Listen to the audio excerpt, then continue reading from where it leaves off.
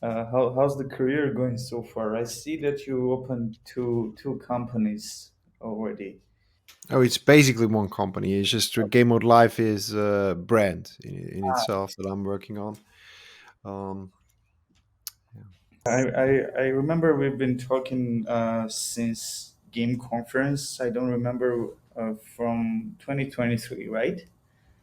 Yeah, the Armenia Game Conference Armenia. Yeah, Year on what was planned. yeah. Oh boy, Um, it's a nightmare. yeah. Yeah, event planning is huge. Like, there is so many factors involved, especially when you get funding from different parties and like getting everyone then fly in. And like, Armenia is also not like in the central, I would say, of Europe, where it's more easier to get people, I guess. Yeah, yeah.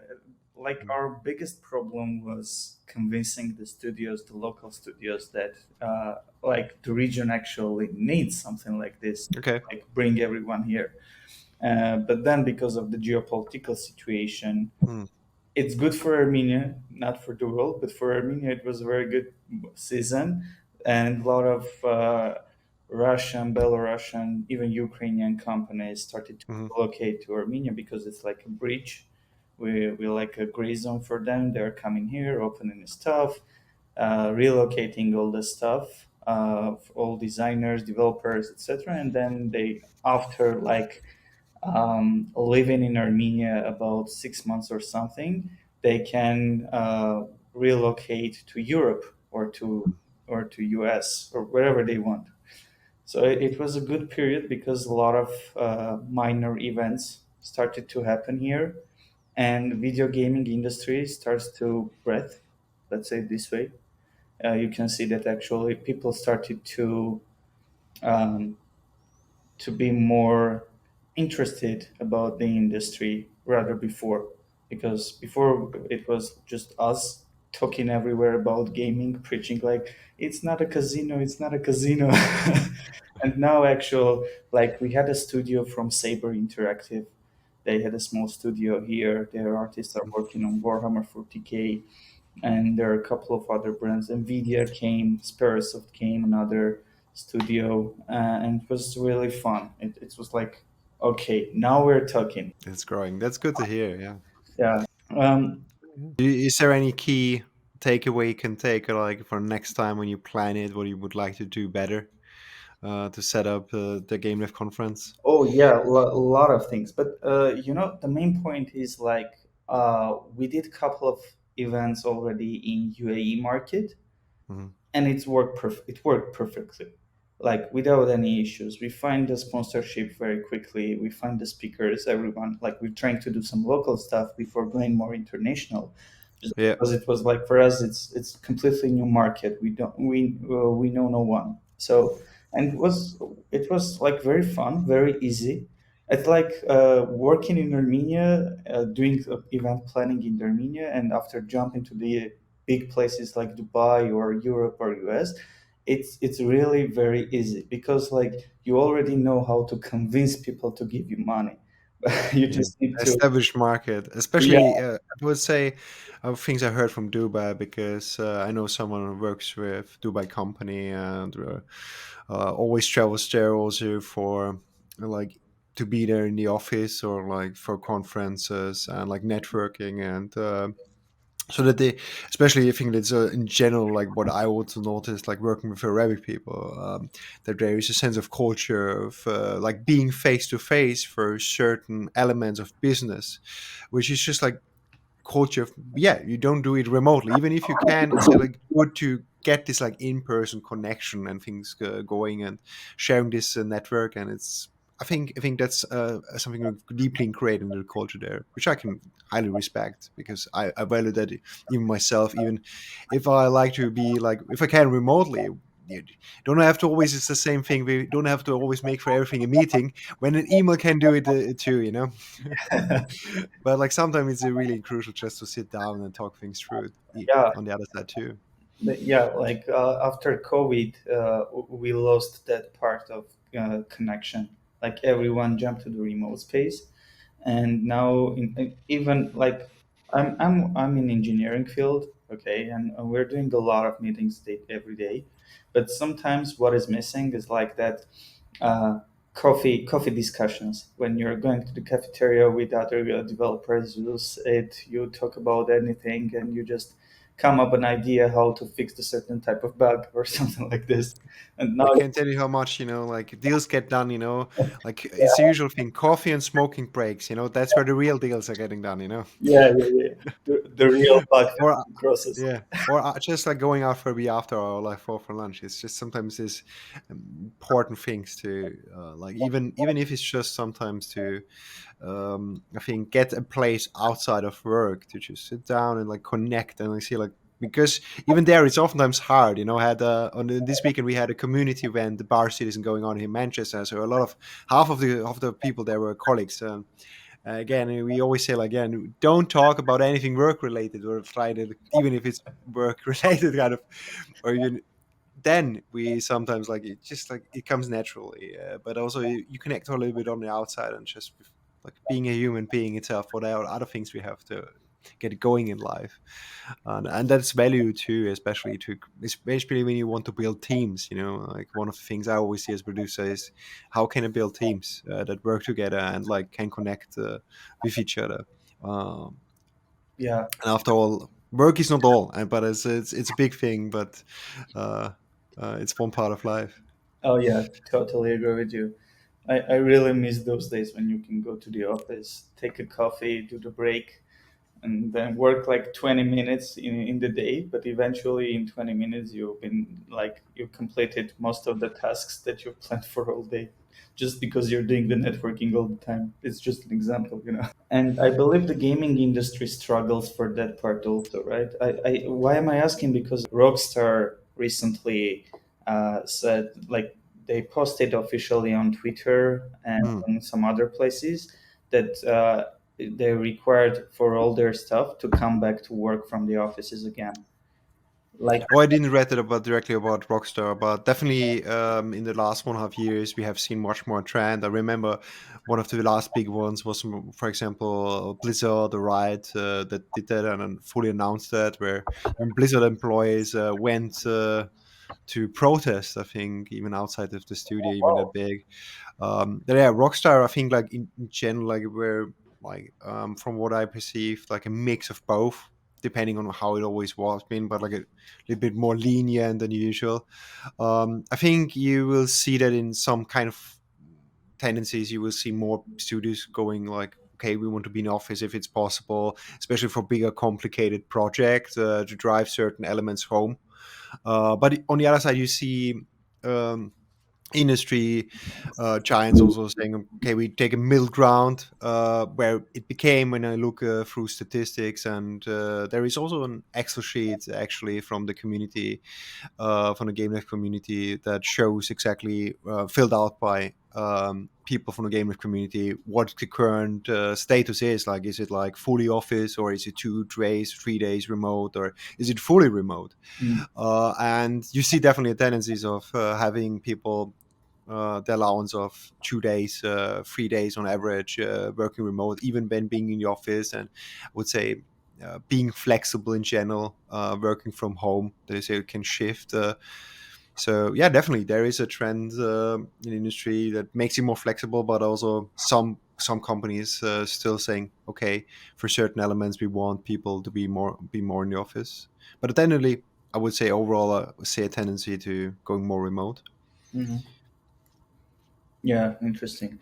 But there's also another part for that, right? Because, like, for example, when the project is coming to the final stages, they have to do such kind of things in terms of avoiding any type of informational leaks, for example. Because when you're transferring the data all the time, sometimes you can like leak it, for example. I think this argument has horse because I hear it from time to time. But I talked, for example, one time with one. He said, "This is."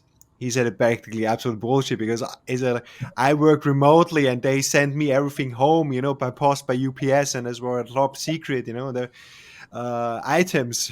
So basically, the pre-release version and everything. And he said like, we can do it, like it's just do we want to do it, and sometimes do we want to take the effort to, especially working remotely, make things secure. And the thing is also like, yeah, it's a balance act, I would say. In some cases, I think there is always the argument of, money cost factor, if it's feasible for a company, depending on how big a company is, because like a smaller company is quite different than a bigger company. So when we talk like the ranges from indie to AAA, uh, it's always, in a lot of cases, what we see in industry, I say, you know, you will hear a lot of arguments, and in the end, my argument is this is like, it depends on a situation and what a company is facing. But I think if there is a, we have in German a saying, if there is a will, if someone wants something,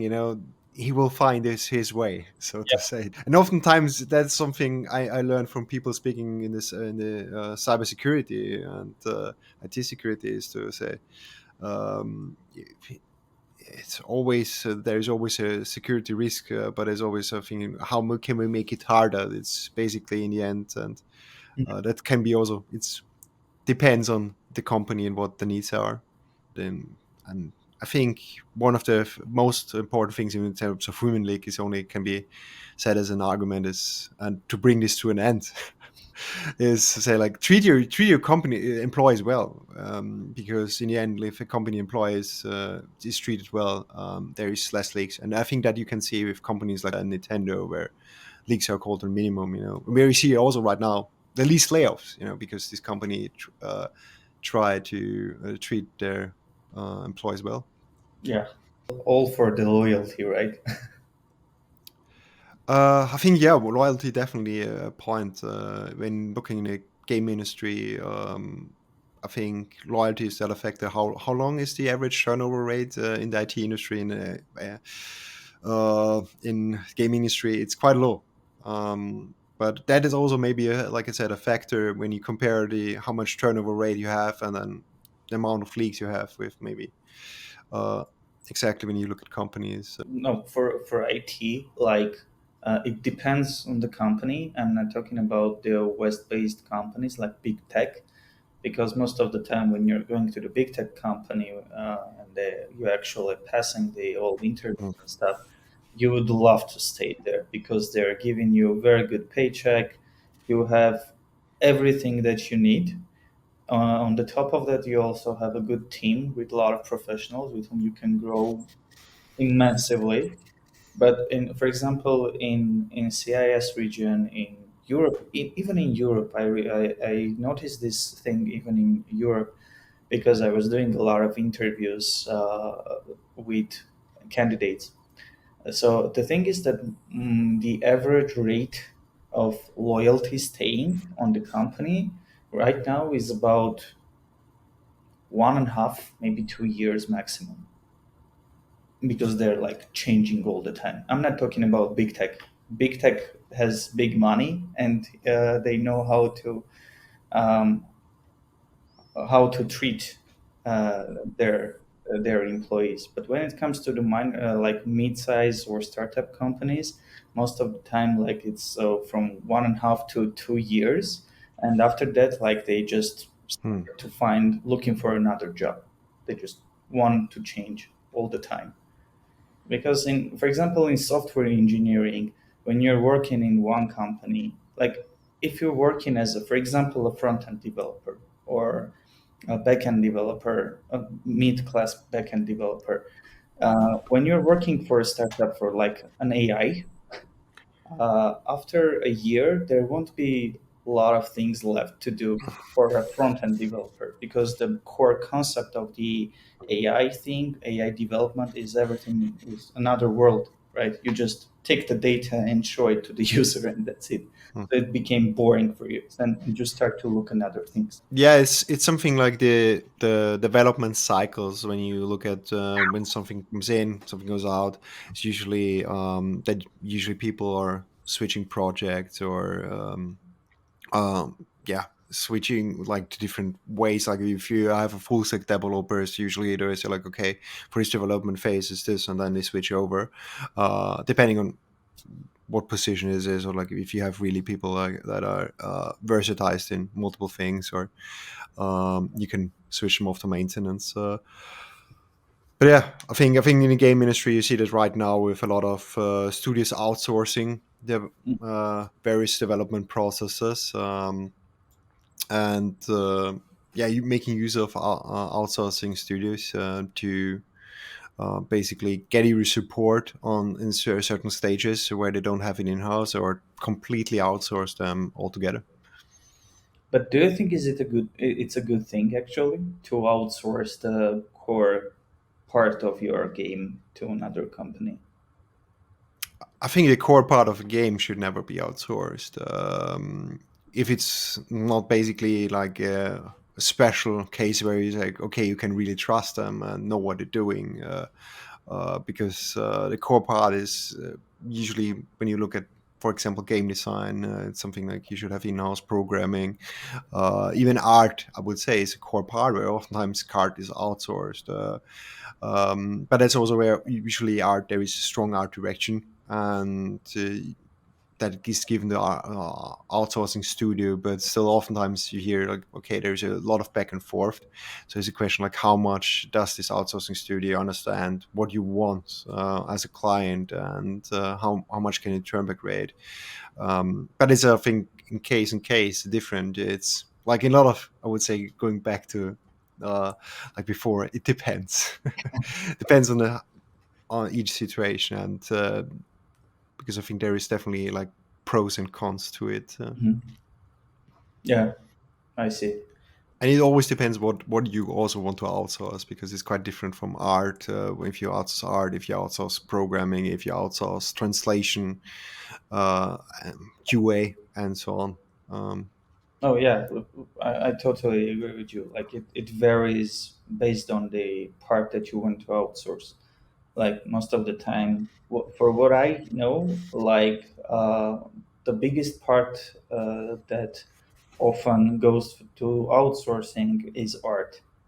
Like I know that there are a lot of art companies, outsourcing companies, that they're just doing art for Activision, for Ubisoft, for other big companies, and that is it.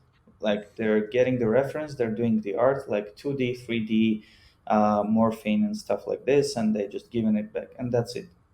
That was their job, and they had like for each type of art they had separate divisions, like weapon division, hair division, eye division, etc., and they're working like this way. And it was one of them was a Russian startup. They were one of the biggest outsourcing companies in Silicon Valley Mm. uh, before COVID. I don't remember the name of the company, but they were like a very huge and successful one. So yeah, but coming back, like let's get back to the roots, right? We jumped to the interesting and advanced stuff.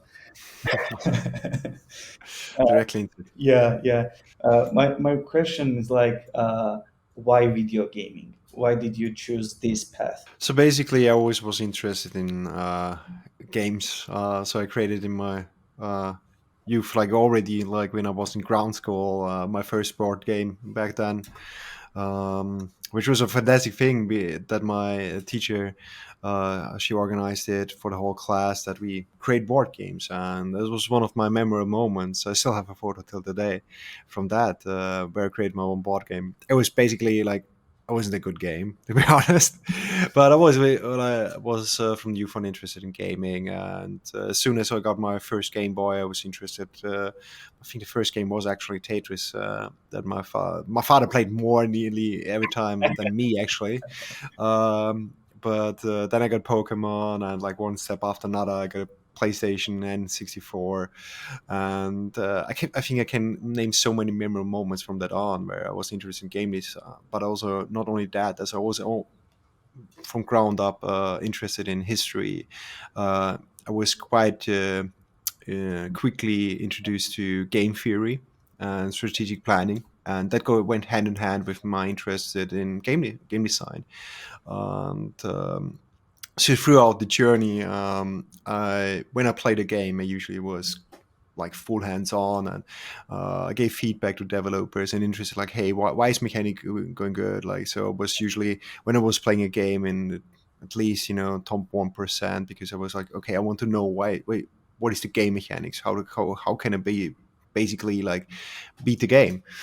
And that brought me in like learning about, yeah, okay, actually game mechanics, and working then also like testing games, working closer with developers. And but still to a long time, like in my career, it was never a thought of like actually going to it. Or if there was a thought, it was usually like my internal self, like, oh, games, yeah, working games, like it's such a small industry, and like, oh yeah, can you do a game job? Like I hear that sound from like my in my culture, like Germany, Austria, or Middle Europe. It's when you tell your father, or your parents, your teacher, like, yeah, I want to be like working in the games industry. I want to be a game designer. Like, oh yeah, making games. Like that's not really a job, like get a real job.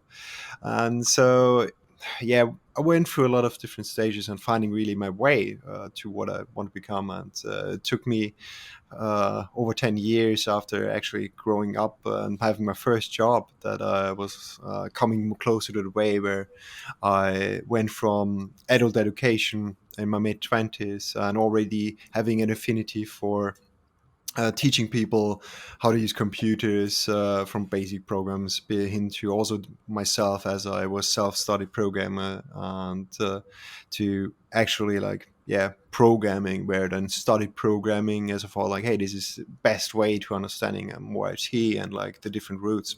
But I always at this point also was interested into how is IT, like software technology, like completely working, what is behind it, starting from the concept to the end, like Yeah. releasing a soft application and maintaining it, and so my interest in like, yeah, understanding the whole knowledge was a continuous well, understanding also the world as itself as a whole, with everything in the big picture but also the small, was something that is a string in between, like through everything, that always kept my interest. But at one point I was noticing that a classical software application career, or like the tasks that it fulfills, or like the whole, I would say, atmosphere is not creative enough for me. Yep. And that's where I realized I want to do something really creative, as my creative passion and energy was, yeah, it was just burning hot, and there was no outlet to put it there. And there was like always like sometimes like just releasing it in ways, is not good, like just overworking myself again, or putting myself in energy, or like um where it's just like, okay, I need to say like, okay, I need something creative, I don't need a monotonic thing, like, or like what we call here like a standard, day-to-day job. It's just like it doesn't have the outlet there. So where I said, okay, well, I looked into the different um, aspects of what is there in the game industry, and that can be a thing for most of the starters, and that's what I we usually hear from people starting in industry, is the most threatening, and the most, especially for people that have various skills, and usually it's with creative people, especially with creative and technological skilled people, different to find actually what do I want to do, because when you quite good at a lot of things and have a good understanding for it, then it's hard to find like, okay, what I actually want. So but I said like, okay, this time, I want to do actually what I think one should everyone do, is like try things out. So I tried various things and say like, okay, does it work out? And where it's in the end, or not just the end, but like actually we are kind of in the middle. I said like, okay, game design always interests me, and like it's a good groundwork, and having already from programming, scripting, knowing that. So where I went into this, and the more I went actually and worked with game design, the more I noticed, especially working with other people on projects together, is my skill come in hand, and my knowledge and understanding of how everything connects with each other in a bigger picture in a project, and that I am my even more capable, not as the developer itself working on something, but actually enabling other people as doing their best job and being as creative as they can. So actually, like my creativity needs to come to fruition, or like is best fulfilled also when I can help other people be as creative as they can be. That's what in the end led me to the what I'm doing now mostly, being a game producer. Wow, that's a great journey. But I didn't know that like in that part of Europe you still had that kind of mentality, like let's say against video gaming. Like in our region is it's the same thing. Like the only difference between us and Europe is that if you want to go to that path, you have zero access to anything. Like there is no resources, there is no Mm. schools, nothing, compared to Europe, where actually there are development companies, video gaming companies. I believe there are a couple of schools also, schools, colleges that actually teaching the video gaming stuff, right? It's just the last 5 to 10 years that actually it became bigger, especially in Austria and Germany. Germany had a game industry in the late in the 90s, early 2000, which a little bit went down and now got a little bit of wind again. Uh, but Austria is very small, very small, and also Eastern Europe, like just like a little bit here and there, which grew also in the last 10 years more. But yeah, Austria was have not even an university like I think Mhm. 10 years ago that has anything. Now we have two free universities actually in college, but I went also through their curriculum a few years ago, and I decided for myself, for me, like CG Spectrum, where I then studied mostly with for in terms of game curriculum as an online directly um, would say professionalist school where you have actual people working in the industry, working and teaching as mentors, and an up to date latest curriculum would suit me the best.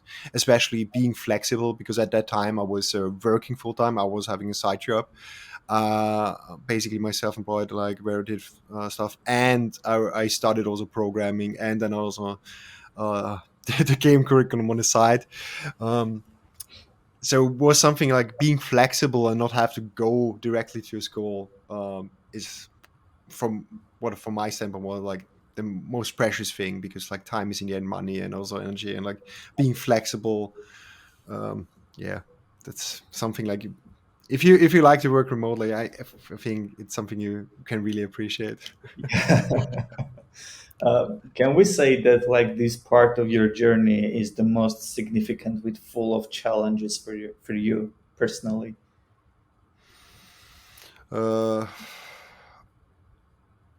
I think there's always challenges in life. I think once you complete the challenge, I never faced a time in my life where there wasn't challenges. I mean, after all, I think my life would have changed. Wouldn't be I wouldn't be the person who I am today if I had one significant event where, because I worked when I was 19, I worked actually as roof plumber, so I worked on the roofs, like if you know the metal Yeah. on the roofs, if you have like for example also the copper on the churches, that's where I worked on, and I fixed on, because after I dropped out of chemistry school because like I couldn't stand chemistry anymore. Like always having headaches, and being in a lab. I said like I want outside, fresh air, doing something with my hands, actually creative, actually something that you do and you see the result. And then I went to work on that, and I was quite fulfilled in that until I had a work accident and couldn't work anymore because of my foot. And it spiraled in a lot of things, because I had actually my life already planned what I wanted to do at each moment back then. Because I know like, okay, I work at this now for time, then I do this on the side. I go into the military, and then after military, I study exactly this, and I have my whole life actually already planned out. And I was going the best way until this one point, and then his incident, like, okay, I, my foot is not working as it should be. And that spiraled a long time into like, yeah, doctors, hospitals for years, because it was occurring and getting worse and worse, and doctors couldn't find out what it is, until finally at one point, and it was like I had 95% just pain and I couldn't walk most of the time of the year. And I was when I was, get me wrong, 20, 25, 27. It's just a long time now ago. So mid to 20s, where it's one, and like I try to get a grip basically on my life, on my, basically find something earth to hold on to, and like a career or like a goal in life, especially like some consistency, and like, especially always being a creative person, just do something where I can have an impact on people. That's where I, at time was working with people actually as a coach and as a trainer in adult education.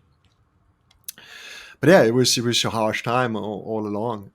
But that told me like throughout this, even if there's like times right now where I say like, okay, I can be actually fortunate to have all these things.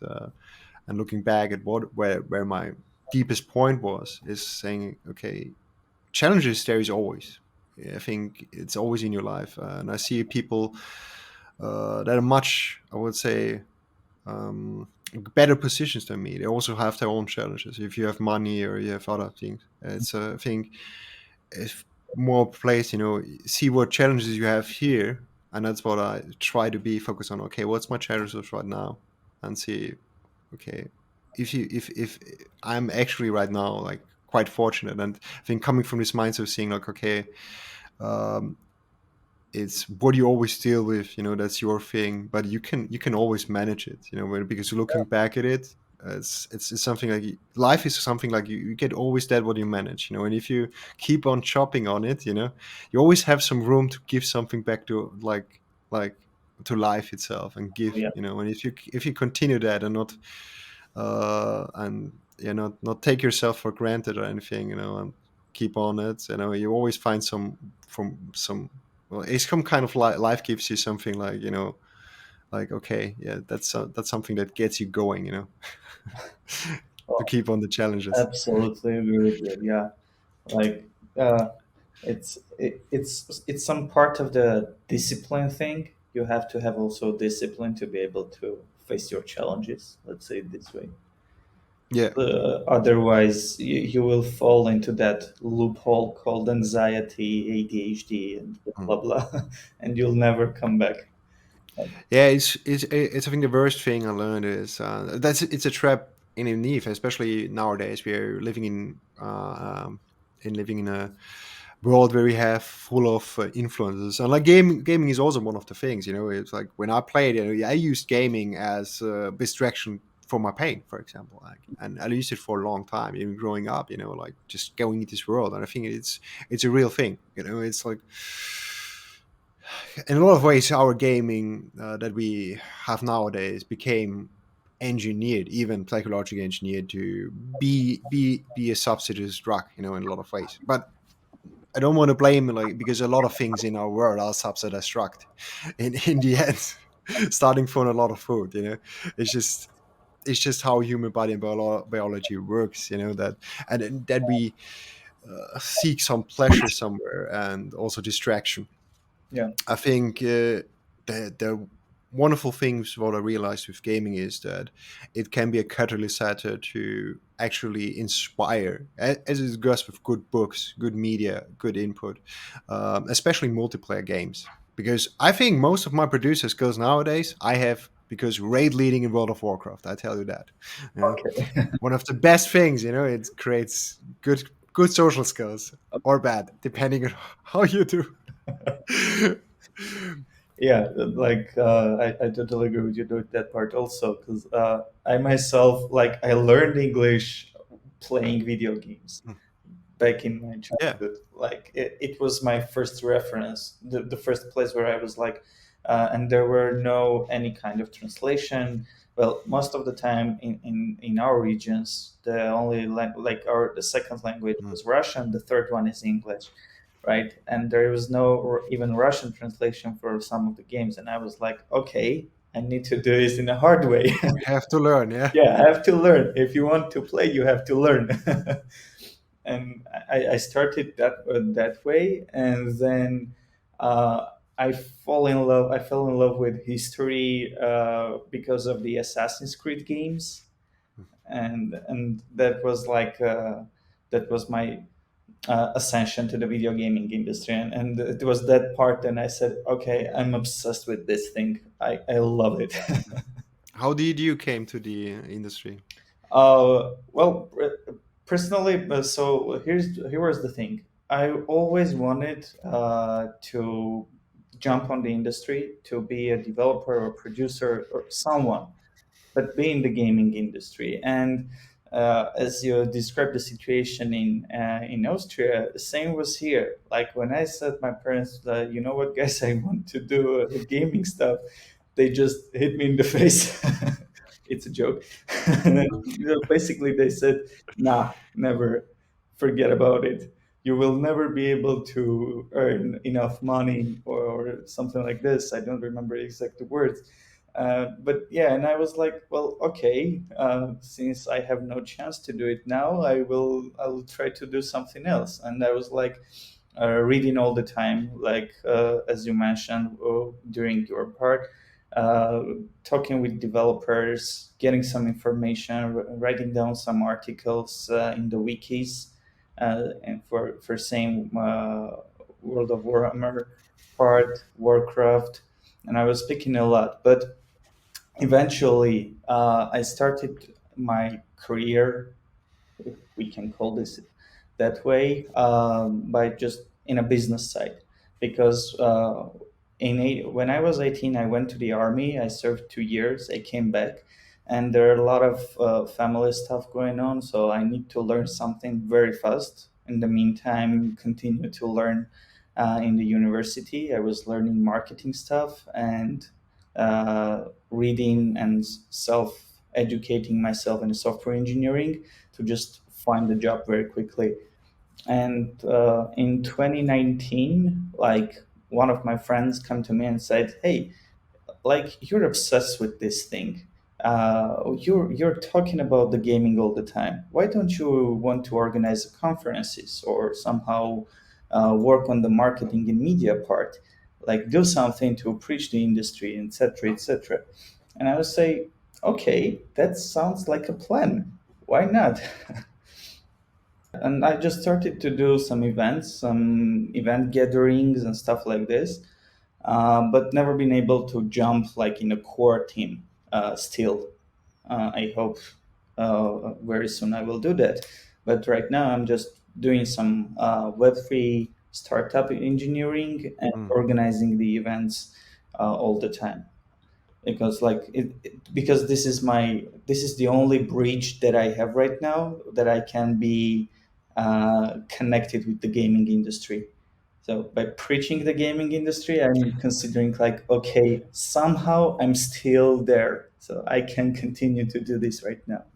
Yeah, I think one of the things I see, like especially people like say, like, okay, I need to be always in the game industry is, I think like, or I need to be connected, or like, I think uh, there is multiple ways how you can participate, you know, and like there is money like starts and ends, and there's also I think one of the issues I see with seeing the game industry like as a separate way from the IT industry, Yep. because I see like I wouldn't say like even like right now a lot of people talked about layoffs and everything. I was like, you know, there is more jobs than ever. Like even if right now like the game industry has a little bit of dip, you know, there is a lot of openings in other parts of the IT industry. You know, after all, game industry is a specialization of the software development. Yep. You know, game making a game is a software development. You're a software applicator. You know, like just a very complex, you know, very specific one. You know, but even then, and even there's jobs also like somewhere else. So I think it's something like where skills can transition and even having knowledge. And right now,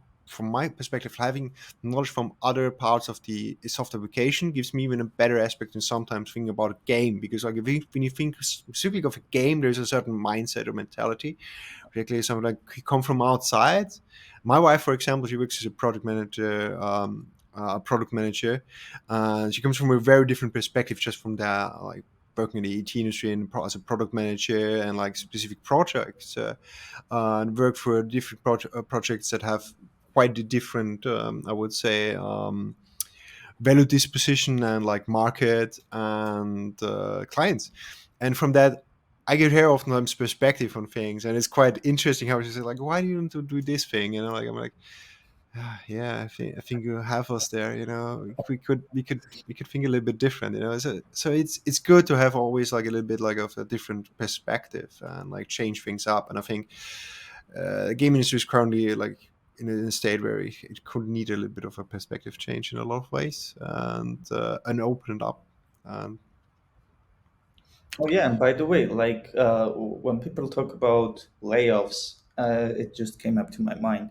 Like I don't know why video gaming industry reacts to blockchain um, a very negative way, but there are a lot of companies, blockchain companies, that they're creating blockchain video games with by using Unity, Unreal Engine, or their same engine. So there are a lot of opportunities actually there, but it's like a kind of mentality thing or something that serves like a barrier between video gaming and blockchain gaming. I don't know. Maybe you can share some insights for that part.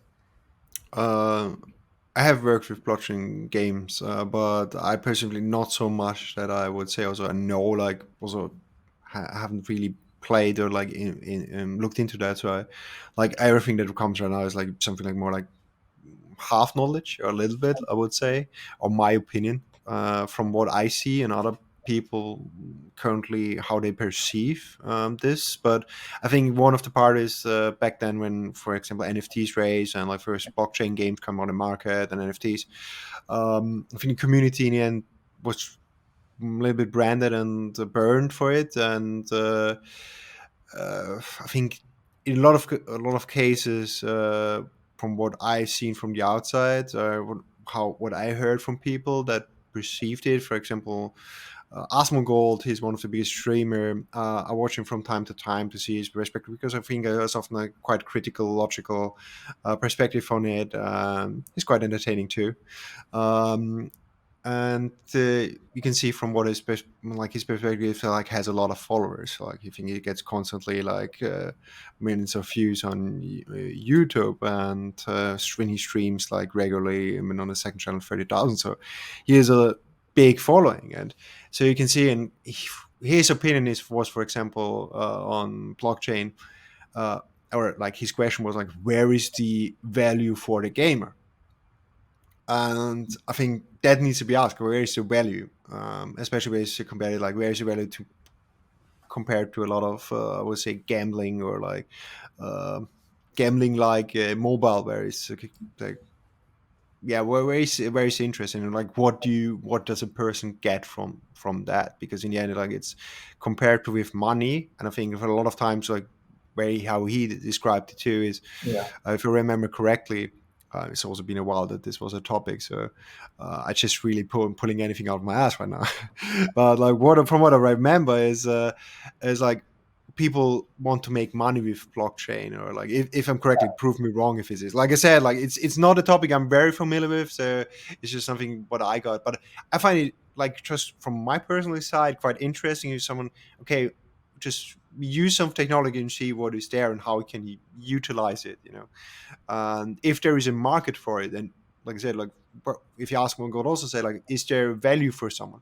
And if there are people out there, they say like, yeah, there is a value. The same as like there is a gambling market, there's mobile games, you know, where you still find it. Still they're out there, you know. I think it's the same controversy with like Diablo 4 or like Diablo Immortal, where people like, okay, this is too much gambling or like too much pay to win, but still there is a market for somewhere too. But on the other hand, you have, I think this is a big conversation right now in gaming, where you have like AAA indie or like bigger games, or like now like Baldur's Gate 3. You had Helldivers 2, now Lethal Company, who doing really great, and they're not considered AAA. Or like I think Baldur's Gate you can actually like with Flaring Gate consider AAA, but it's still like I think they use more like different and standard, I would say right now, like battle pass and like microtransaction monetization that is quite common nowadays. And I think that's currently what I see perceived by gamers and game developers, commonly talked about. And I think that's also something like that is in discussion with when you talk about blockchain, and commonly flagged as like, yeah, it's the baddie, you know. It's like that. Yeah. Yeah, yeah. Well, the initial idea regarding blockchain is for money was right. Eventually, when the bubble started in 2021 and all the NFT and NFT gaming stuff went viral, that was the only purpose, like to earn money, uh, and there was nothing else. But eventually, like right now, I can see a lot of projects on the space that's actually developing like a multiplayer shooter games, and being like a lot of investment companies are putting their monies inside, because like it's like a new trend going on right now, that Mm. everyone started to believe that the next phase of the blockchain is through gaming, and everyone started to put money on the startups and companies that are developing video games on Mm. blockchains. So it's kind of Yeah. interesting thing. Yeah, I remember the height. It was like, what was it? 2020. Jesus, 21. 21. I think like 2022. Right, it was definitely like in C19 times, where I and others we were offered like to jump into an idea for blockchain, or the idea we had back then for a game we're working on. I said like, yeah, we're investor. Like, hey, just I have something here around, and just right now, like basically there was a lot of investors just like throwing out the money and say like, okay, if you make that, and even if you make a concept, you get some uh, kind of good money for that, because Yep. there was just the highest point of the hype cycle, where you can see that. And Oh yeah. I think there is another hype definitely around the corner. I think we're already at the bottom, and it's the same thing like with the layoffs in the industry. We're like kind of like reaching the bottom. You see, like also this part of the cycle of hype. I mean, going back to blockchain is the same. If you look at blockchain, Bitcoin, Ethereum, and other currencies, where like the stock market, you always have ups and downs. And that's with the industry the same, that you have ups and downs. But I think like in general, like we still compared to 10 years, 20 years ago, the gaming industry has massively grown. The IT industry, and entertainment in itself, like is perceived vastly different than it was before. Yeah, yeah, totally. Oh yeah, about the monetization, it's a real curse for the industry. But you at the same time you can understand some like why some games implementing the monetization processes, because it's like their only place to getting money, maybe.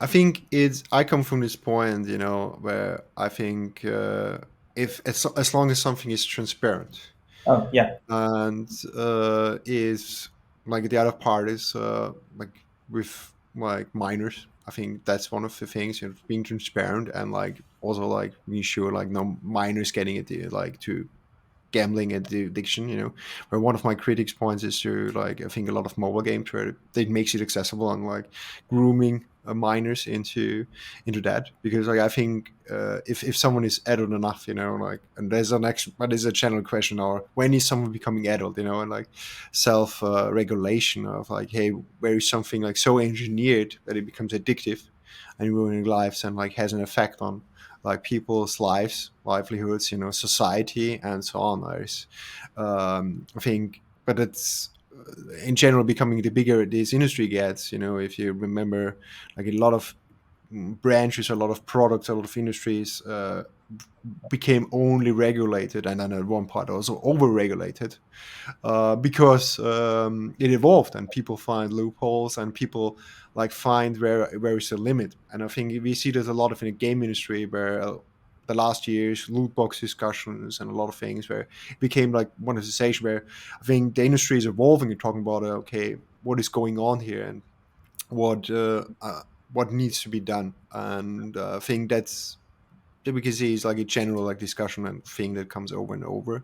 From my personal side, I think we see like, okay, someone wants something, and if someone like is adult and someone wants to consume something and it is transparent in someone knows what he gets and knows what he's into, why not just use it? I mean, for someone it is fun, it's like it's your choice, it's your freedom to do so. And I think a lot of studios even produce good look at them. We look at some quite good like gacha games, like Genshin Impact, who are quite popular. And I played myself Genshin Impact, and it's a fantastic game. Even if you play the free to play, it's a wonderful game to play, and there can be fantastic games come out of the models. And I think I have respect for companies that like especially try new ways and say like, okay, treat their customers in a good way, and say like, okay, you want something, I have something. It's a good exchange. Yeah, yeah, yeah. Makes sense. In terms of the game producing, like, if I'm not mistaken, right now you're one of the lead game producers, right? For Oh, Squadron. I'm a game producer, but I'm not Oh, the oh, lead game sorry. producer. Yeah. As a game producer, what do you consider the most important aspects of your work, and how you contribute to the overall success of a game? Yeah, I think that comes back right to what we talked about right now is value. For me, is the most important part is okay, what is the value that we create? What is the value that my teams create? What are they actually producing? You know, because that I need to produce. I need to produce what they're producing in the end, or that's my job. So see, like, okay, what is the value that we generate? What is the especially working for a team like level design and tech design, and in the core of the Squadron 42 project is and such is to think about what is the value that our players and our target audience sees in that what we were creating, and is it fun? And also, of course, what is the stakeholder or visionary and visionaries, um, what is their vision of what do we want to create, and how does it resonate with the community? And it's something ourselves, I think. What do we want to create? And I found, like, for example, at Cloud Imperium Games, that throughout we have extremely high standard on like a perfectionist attitude sometimes to, and I think that comes down from up because CR. It's fantastic to work with him as a person, and also like other persons, like there was game directors, and like it comes from the top to the bottom. It's like this classical, it drips down from above, and like Yeah. it comes down and it showers you basically with this, like, and it's a whole company. Like we have a saying in our team, it's like fuego, fire. We Yeah. show fire. I work with a lot of of Spanish people also, but you have to came up with. I have to remember how, but like I said, like because we are always on fire. We're burning so much of passion and want to make it good, and so that's just one thing. And but dealing with sort of creativity, especially coming myself from game design, game development, and having this passion, this fire, is what I learned as producer and manager is to like I always when someone asks me like and I have to answer in short, it's like what are you doing as producer? It's like, okay, I have a lot of creative people that has this fire, this passion to create the best game that is out there, and like as most people want to do, they want to make the best game that is out there. It needs to be fun, it needs to be great, and put a lid on it basically. So like give them a frame, make sure like my designers, my developers can be the most creative as they can be, but on the other side make sure that we actually deliver something, that we like working with a timeline that things get done in time, and like create processes that reinforce that the creativity, but still make sure milestones are there, finish goals, and the connection with other teams, and in total that all the people in a project, especially when you work in a such big project, that all the teams and the vision and we are aligned beyond that and ensure the communication is done Yeah. correctly. Let's talk about a bit more about inspiration, like especially as a game producer when you're working with a lot of people who basically everyone has their own creative way, but at the same time you should have like a single direction for the game development process, right? how you combine all those creative ideas and find like the true source of inspirations for the game. Is that part of your work also? I think that's in general a question for the industry, and that's what I meant before with like how the industry perceives a lot of ways, how they deal with, and a lot of times the producer role is about like more managing than actually doing. Because when you look at where producer role comes from music industry or especially movie industry, it's much more creative one. You know, Mhm. I'm a big defender of like the producer who should be creative because producers should be also a counterpart to the creative roles, creative directors, creative leads. Should be saying, okay, creative is good, but like in the other end, we need to be work. But for that, we need to be also in a sense creative to understand what they doing. What, especially in the game industry, have an understanding of okay, what is actually going on, and also to have an understanding of how everything comes together. Because in the end, as a producer, you oftentimes you know what needs to get done, and you know where we are in the project and how everything comes together because you sit in the meetings, you talk with people, you make the notes, you arrange basically um, meetings, you arrange that things get aligned, and also that you solve problems. Mhm. So through all that, it's sometimes more easier to get this view from the outside than actually being in the shelf, being sort of in the trenches yourself by developing something. By actually like still as a hands-on producer, you get to notice what gets on a day-to-day basis what the developers do, but you also have more the higher view. So you see the small picture, but you also see the big picture Yeah. and how the different teams and everything comes together when you have a bigger project. So that gives you a unique view on seeing okay, where are risks, where are problems, what is coming up, what are we dealing right now, and through that, I think you can even be creative and see like okay, what needs to be done on a creative level because you have this higher view. And I think that's on this level with a creative director. See, okay, if a creative director wants to, for example, push certain elements or content, you can say, okay, what is the value of that compared to uh, the time plan and the resources we have to fulfill that? Because in the end, like if you have already your timeline for releasing a product, a feature, a game, whatever, you can scale it up is. And a creative person, creative stakeholder comes here and says like, okay, I want to change this, or I can't want to bring this in. I think it needs to be a certain understanding from creative side as producers to understand like, okay, what's the value from that, uh, and like how can we wave it to do something else. Wow, super interesting. Yeah. Let me know if you have some questions or a bit between. I try to be as cohesive as I can. Or I don't know. I sometimes get in my tangents, talking too much. I like try to explain so big and so little. So Yeah. just let me know. I'm My trying. brain overload. There are a lot of questions coming on my mind, and I'm trying to write them down to not forget them also. But my next question will be about the current game process.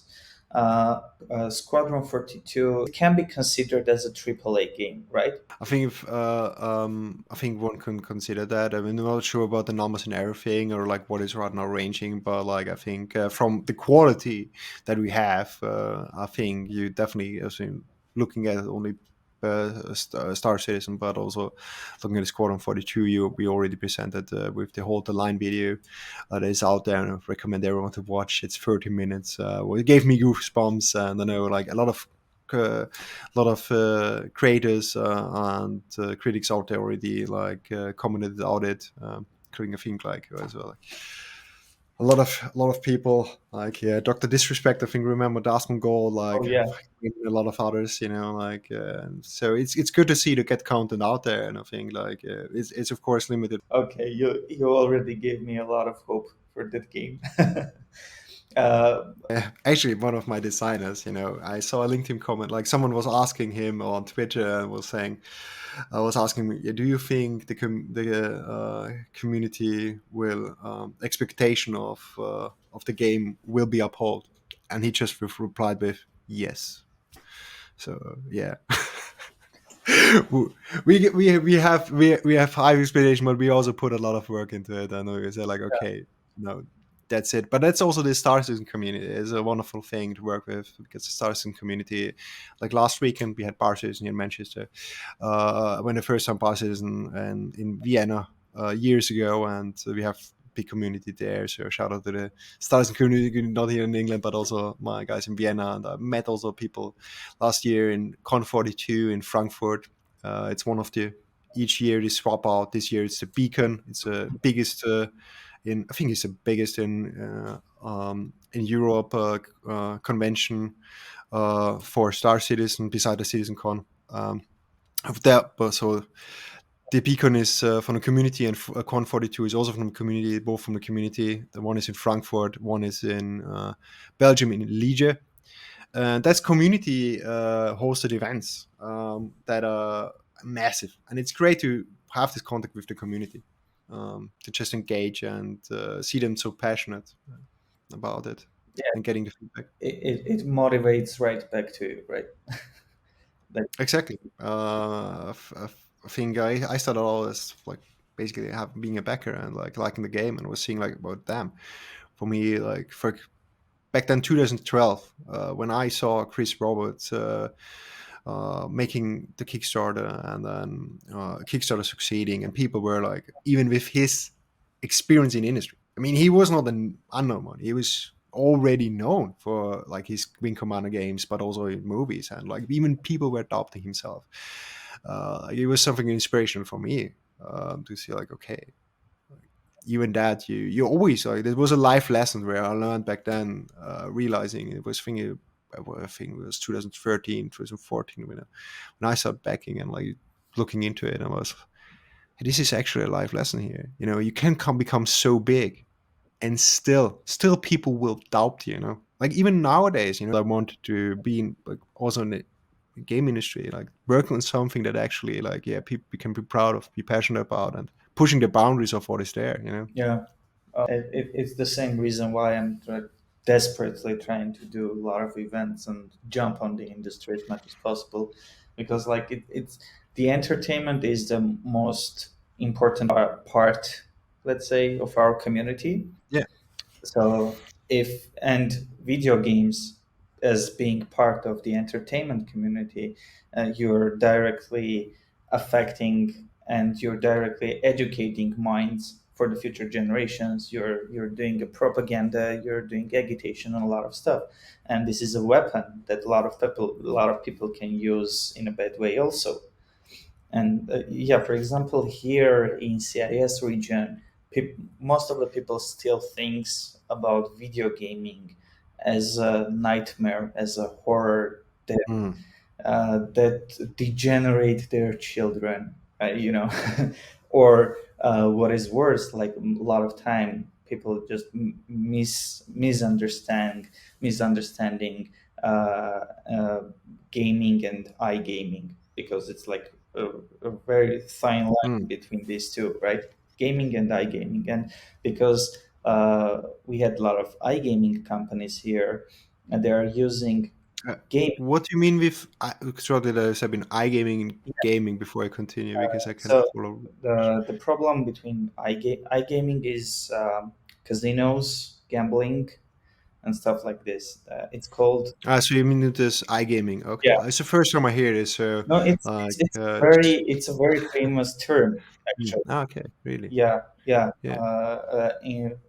I know that because like we had two big tech companies here Mm. who's providing such kind of services, and because of the law and stuff regarding the gambling, instead of iGaming word, they're using gaming, and a lot of people, and they're here Mm. since I don't know, since 20s 90s, and a lot of people still thinks that when someone speak about gaming, it means actually casinos or betting or something Oh, like okay. this. Yeah.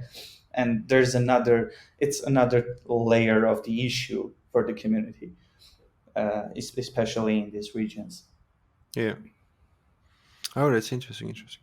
What do you think? I'm curious, like if it's in Armenia or like perceived from your, especially if you have to do also like with Russians, and I have seen like there is basically a lot of Russians out there with a lot of creativity, or like in, especially in the eastern region. But I have seen that a lot of times, they just more likely to immigrate. Like you see, like use the emigrate, so basically immigrate into other countries, and like see guidance there, especially now, like with the war, and like also big studios that were before in Belarus, Russia, and Ukraine now move to other markets, disbanded. I mean, great games come from there. It's just Stalker, the whole like World of Tanks, Wargaming, moved from there, and like other um, companies. So, do you think, like in general, like there is still like room for people in this region, also like for smaller studios or indie developers, beside outsourcing to grow? Do you think there is a market or opportunity? I mean, if we're talking about the Eastern companies, like if they would love to work, for example, with Asian market, then there is a room for them. Mm-hmm. But for example, for the European or for the Western community, there is still an issue. Like if you're a super talented guy or girl and you've been in the industry, well, for example, a decade, then you will won't have any kind of problem because they will hire you. Doesn't Mm-hmm. matter the cost or stuff like this. They will pay all the expenses. They will do the relocation, and etc. etc.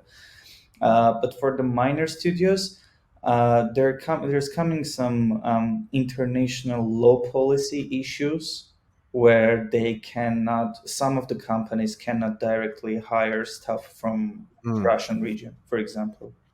Yeah. And because of that, a lot of people coming, for example, to Armenia or to Georgia or Turkey, Yeah. living there or bribing or buying an apartment, doing an investment to get another passport of another country so they can reapply to that job and actually start to work with them. But for the small ones, I believe there won't be any issue if like couple of your staff will work remotely from Russia. The only thing is, do they have an access to the necessary tools or not? Otherwise, they need to use a couple of VPNs because, like for example, they banned Instagram and all Meta stuff there. Yeah. They are banning the WhatsApp. They're banning a lot of engines, search engines, websites also. Not Russia, but Europe and like Western culture is banning them, and they're like, okay, we'll create our own. Same strategy as China did back in the time. Like they have their own social media, or all meta related stuff has been banned there since recently, and we have our community. Like Mm. we'll do by our own way. We have money, we have everything we need. If you don't work with us, go to hell. Do you think so? What you said before, that a lot of people went to Yerevan and like moving on from there. But do you think also like a lot of people will stay now, for example, Yerevan or Armenia in general, to build long-lasting? I would say like their studios or game industry. Have you noticed like, or like in general the connection now, or are people even coming back from other countries? A lot of them are staying. Like um, I see the trend where when a lot of small startups and companies are coming to Armenia and staying here for now.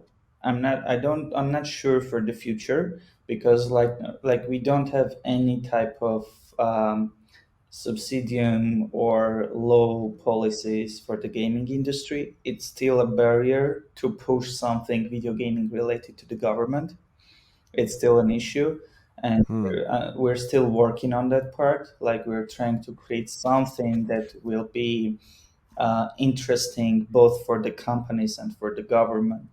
But what I see, like now, we had about 20 companies relocated after war to Armenia, Hmm. and right now already seven of them have been relocated to Europe or Cyprus, Hmm. because it's coming the second part. The second part is there is no community here, and that's the biggest problem. Hmm. They would love to stay here because it's like, well, most of the time it's cheaper. Not now, but most of the time. Now it's not as cheaper as before because of the that whole geopolitical situation. Yeah.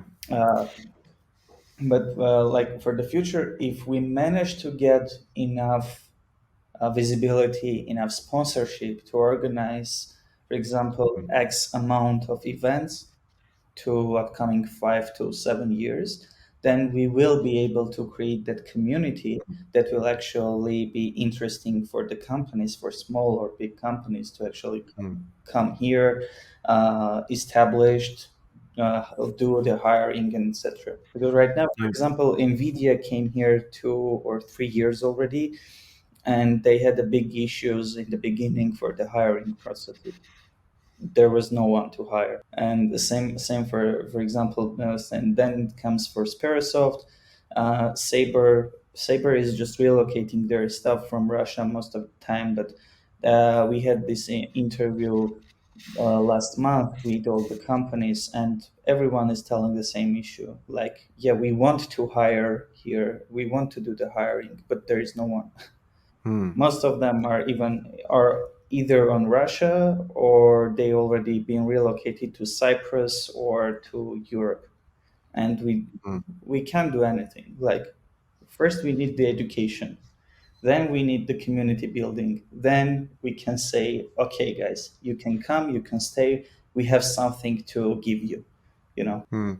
Yeah, I kind of get you see like it's quite different right now, like with in between and like the geopolitical position and like also government not directly supporting it because like it would be also like if government could support it and like with the education around it, like in the end like have it like in a lot of cases where it's like for example like UK, Canada or like other like for a long time California did that create tax benefits or like employment benefits for companies to make it more lucrative. And I mean, could be I could see that even strategic well working with Armenia because Armenia is in the middle, like Georgia, for example. Like it's a like you just explained, it's like basically a moving ground between like east, west, north, south, because you're in between, Russia, you're in between like the whole Asian market, and you like in the middle of like the Middle East, but actually also like like Saudi Arabia, and like it's not so far even away from Europe. Uh, so and when you basically back then you made the post for the game conference Armenia. Remember how many people, and you now announced that I'm there. Made your post. How many people wrote me Armenians from Europe and from the US and like some also Asian, but like a lot of like even like from big companies in California and like also Europe. They say like, hey, I think it's really great what you're doing. Like, hey, this is good. So thank you for supporting us. Where it's just or just saying like, hey, thanks. That's cool. Or grateful, looking forward to see you. I want to go there. I like to Yeah, support us. yeah, So that showed me like, oh, there is. I mean, it's like a big heart for just like like their own country, even if they're living now somewhere else, and like just to supporting and like say like, oh yeah, I wish there was something when I was growing up in Armenia, like that someone has it. So I think that's really I think an opportunity, and like thank you also for inviting me today to this event because uh, I think just like bringing people together and just sharing. I love to just talk with people, like like connect, because you never know like where you connect with people, go to events or just exchange or like connect remotely or like just on LinkedIn. When I have time. Recently, I was so busy I didn't have time. Just like when I know someone connect you, I write to get back like, "Hey, nice to connect with you," and like or like I appreciate when someone writes to me like, "Hey, I just found it like nice to connect." Never know what it is, and like 1 year later, you met on someone, and oh yeah, you were there. Or something yeah, like yeah, you never know how things turn out in life, and it's always good. Like especially when you come from somewhere to support that. I hope at one point the Austrian gaming community, because we are so small. We're so small, but like there is good tendencies, and I shout out to the game dev karate community like that brought me to Corona times where it's not even the biggest city, it's the second biggest city, but has such a lovely community. Nothing against the community in Vienna, but it's just the place where my mother comes from, Styria, the region, and it's just so lovely people there, and we kept up continuing, not even to Corona times online every time, 2 times a month, like talking and like people pursuing basically their dream of working at their dream job, or actually currently working at, or like breaking the industry, or like just they have also like a big educational university there where they push for events, push for research, push for actually defining, okay, what makes the industry, and what are we doing as developer, and like making it also important to connect with other developers, to not just game but like communicate with each other and see like, okay, why do we do something? Because like in the end, like it's a reason, like why do we work in the game industry when I can work in something else, like usually earn much more in IT, in like in general, like IT industry or somewhere else, I mean, it's a factor, there's a specific reason why we choose the game industry, or why we put a lot of hours or passion energy, like pursue a job. The game industry is one of the working in the game industry in most cases, in most roles, is one of the most complex things, like for a lot of roles, and even just like QA tests as well. Oftentimes, I think it's one of the most undervalued things. It's just so important. And it's I know so many people that just started in QA and are now directors. One of the production mentors I had, he started as a QA. I mean, I couldn't work with. He's also QA, and is one of the people that has most knowledge how everything comes together. So even like from the little parts until like very complex or very dedicated, like dedicated artists, is sometimes it takes so much, to get to a proficient level and to do what we do right. I think it's like with film, like where things like so creative, and especially much more like in the game industry, technology get advanced. It's just not creative, like what to know. Like I have much respect for a lot of game programmers out there, engine programmers. Like I did web development and a little bit of programming scripting, but it goes beyond that, and it's just like understanding how much is there into it, and like I think for me it's connecting with each other, understanding like, okay, what is going on there actually in this other brain, is there something to learn? And like just sometimes just to play, have fun, like share our passion for just playing, Yeah, and the networking is the key. Like for in the modern world, if you know how to do the right networking, it will first save you tons of times. Second, it will open the door where like you will never imagine. You will never imagine that, for example, the same LinkedIn connection can open some kind of doors for you, right? And it's the coolest thing during the events, doing these networking sessions, etc., etc., etc., because you had a huge opportunity to meet new people, and as you said, you never know where will it go, right? And coming back to Armenian part, it's really inspiring that a lot of people shows interest from different countries, and it's really inspiring. Thank you for saying me that. The thing is that we still had a lot of communication related barriers that we need Mm, to break, actually, because what's going on right now, for example, in Armenian industry, we had Armenian gatherings and we have Russian gatherings. mm. Armenians not going to the Russians. Yeah, reminds me what we have in the German region, and then you have the Eastern region. Yeah, So, for example, it was now 2 years ago. I went to the conference in Brno, and I was writing to the Austrian community like, "Hey, like there is in Czech Republic, like all because we have this East and West, and like you can still see like then like they're not talking German, we don't talking Czech, and like also that's going on there. But I was saying, hey, let's go there.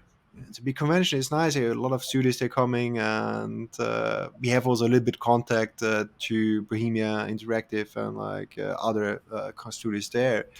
But I still like, no. So in the end, I went alone there, and it was kind of the same thing as you described here. Like, where I noticed like why am the only Austrian here? It's just 2 hours, not even 2 hours. It's 1.5 hours sometimes. Like from the main capital to this other city in Czech Republic where they have great event going on. And it was just amazing connect with them. And you had people there from all the Eastern blocks. especially like Poland, very close connection, Slovenia, Hungary, Slovakia, and so on. Ukraine, even people there, and Belarus. Uh, but where's the Austrians? Where's the Germans? It's like, why? Why? It's just sometimes you have this difference. But I think that's one of the thing about gaming. I work. That's what I love, because working with people from different countries.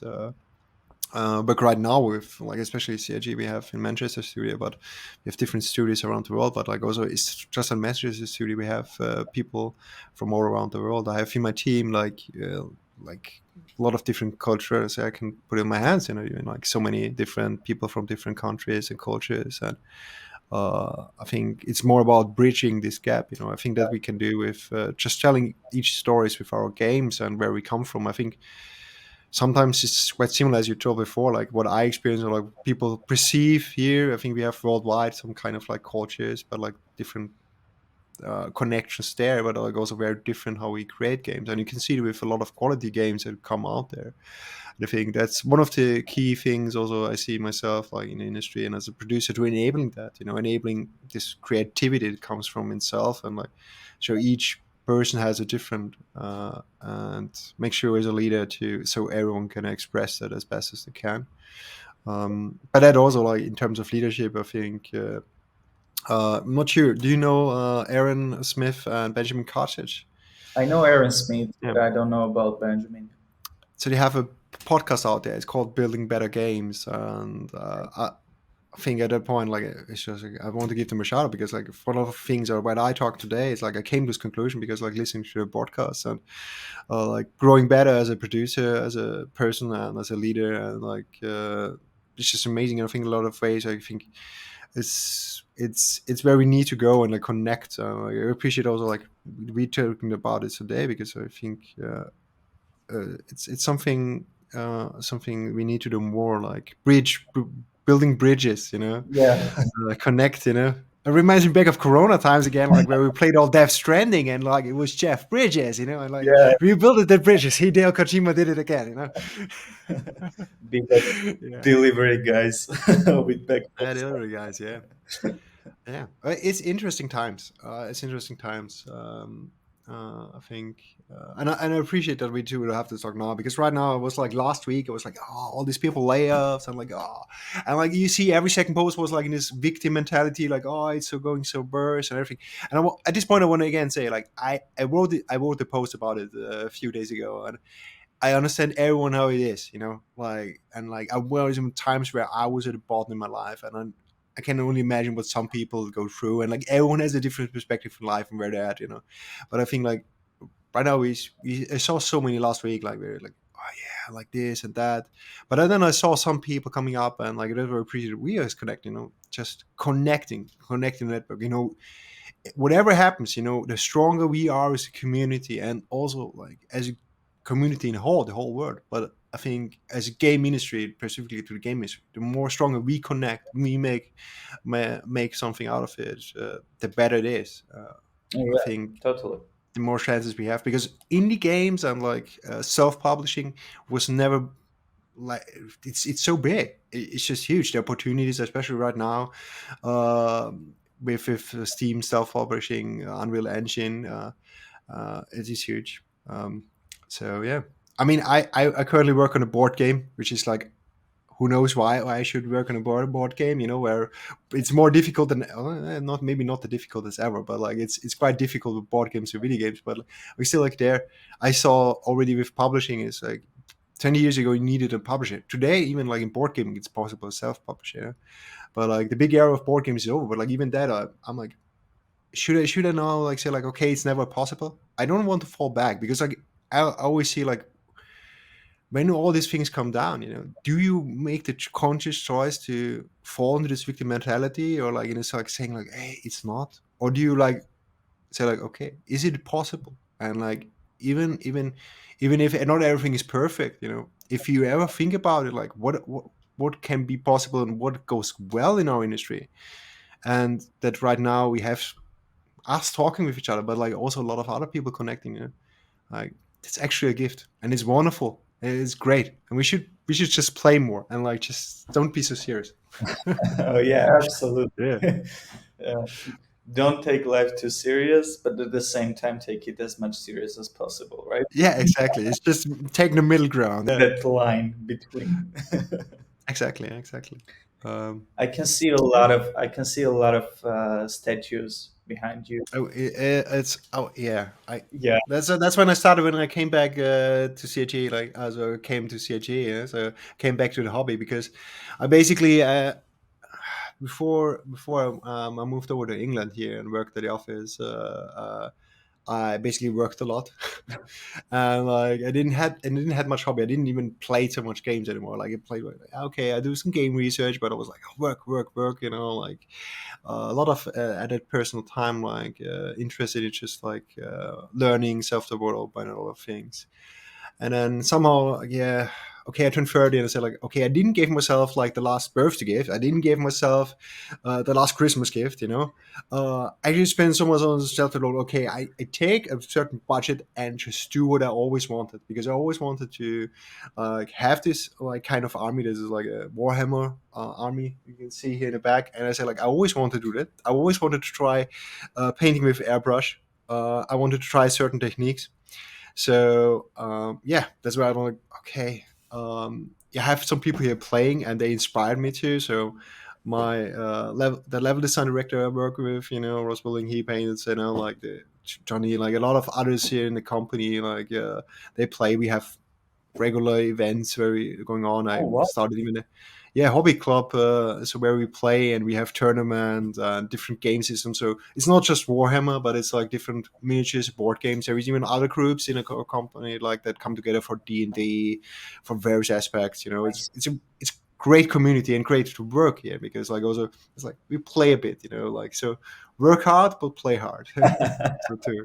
Yes. And yeah, so I went a little bit into it, and now we need to stop because like it's like it started with a little bit, and I'm like, okay, that, but that's how it sometimes is with a hobby. Yeah, It's an obsession, gotta say. Yeah, yeah. yeah, You have to somehow find a way to control yourself, because when you start to do the collectible thing, it's becoming a hell. Like yeah. I did I did a very bad decision back in the time, and I started to collect figurines from Hot Toys, like the Iron Man there. Okay. Yeah, and each part of it is cost about $400. Ooh, that's on the pricey side, And I was like working a lot to be able to buy one or two in a year. So, Yeah, but I think it comes back to what our parents often say, or the culture is like, yeah, how can you do that? Or we get a toy, I was just talking actually today with my wife, it's like, yeah, okay, when you ever have children, like that, it would be like, okay, you buy a toy, and even if he breaks it, will you buy again? And if he does it again, would you do it? So like, actually, maybe you should sometimes, it's just like have stuff that we want. It's like yeah, there's a word I think for my wife uses likes to read it, Gestalt. It comes from the German. yeah, I, I, yeah, yeah, I hear it more often from non-German speaker than actual Germans. Someone like come this word Gestalt, yeah. and you need to fulfill this Gestalt. You need to fulfill it. You need to live it out. And I think that sometimes is. You need to not just like think about what is the cost or what is do. Like I think it comes a lot of times why I say like we should play more, be more playful. Just not think about even like, in work, about like how is this and this. Just like let it flow and just do it, because sometimes just overthinking it, especially coming from Austria, Germany, we have this habit of like perfectionism, overthinking. It's sometimes good like because we have certain quality standards, but sometimes we like that I notice coming to England. The English are more like it doesn't have to be perfect. We just iterating. We were getting to it, and like if it's not perfect, it's not perfect. It's like it will be fine. It will be fine. Which is a very different mentality and approach. The coming for me, it was like quite hard for me at certain times because I'm like, oh, that's not the quality I have in a mind or expectation. But seeing like there is a quality actually in there because you don't have to have the perfect plan. You have just half of a plan, and with that going. And if it's half of the work done, might be already good. You have the base. I think it's something. I think in the IT industry we often value, and actually a best practice. and people who were going to university will remember, you have him or like listen to a talk, the minimal viable product. Yeah, and I think the British are very good at it. That I learned coming here, and having a minimal viable product that you can bring on the market, and that you can go with, and then you can expand from that, and from that further. It doesn't have to be perfect. Yeah, you can achieve that perfection at the end, but you need to start. Actually, it's like a trigger for you to launch the MVP project, because it will give you that sense of motivation and obligation that you need to horn it again, again, again, again, to make it as perfect as Mm. possible, because you already published, people see that, and they're coming with you for with some feedback, and based on that you're feeling that obligation. Okay, I need to do this actually. Yeah, people already And you know about it, I need yeah, to do it. Yeah, and you get actually real market value because you get a yeah, feedback, and like, okay, what is actually the value proposition of the product that I yeah, have. What is the value of it, and how can you make it better? Sometimes get lesson learned. Well, coming back, because you mentioned before, very interesting. You say like, yeah, we have the Russians here, and then you have the Armenians here, and they do their meetup, and they do meetup. Yeah. yeah, Is there not something like you can find in between? Because you said like a lot of Armenians also learn a second language, Russian, yeah, that to bridge the gap in this sense. yeah. Well, the thing is, it's again, it's coming again for the mentality thing. Like, uh, they don't want to. Here's the problem. Here's the biggest generational problem of the region, and I fight myself with. Mm, I fight it inside of myself, and I've been able to overcome it very recently, about 2 or 3 years. We had some kind of barriers where we shy to do the networking. mm, It's a big problem here. Like, it's very difficult to go to the conferences, to attend, to do the engagement, and etc., etc., etc., which it's coming down, it's breaking, it's melting down, let's say it this way, very slowly, but it started already. And yeah, like, as you can see, based on the conferences like same game conference Armenia and other conferences that we're trained and we're doing in Armenia, they're all are like, the policy is international. Speaker can pitch their topic in any language. And it comes to the second part, it's more like patriotic thing, or I don't know how to describe it, where part of the community will say, "Yo, you know what? We're living in Armenia. Why is that I have to listen someone speaking in Russian or in English?" And I was like, "Sorry, it's a conference. There is a speakers. There mm, is international speakers, and they're huge professionals from various fields, and we have to come, sit, mm, listen to them, and we can't like provide you that gadgets for the mm. translation, etc., because it's an expensive thing also. Yeah, Like, for even hiring it is a translator or doing it, or yeah, even if you have someone who does it, volunteers it, it's impacting the experience sometimes, yeah. because like sometimes when you someone's just speaking is a different flow than you have a like interview or communication. Yeah. So that was one Mm, of the problems.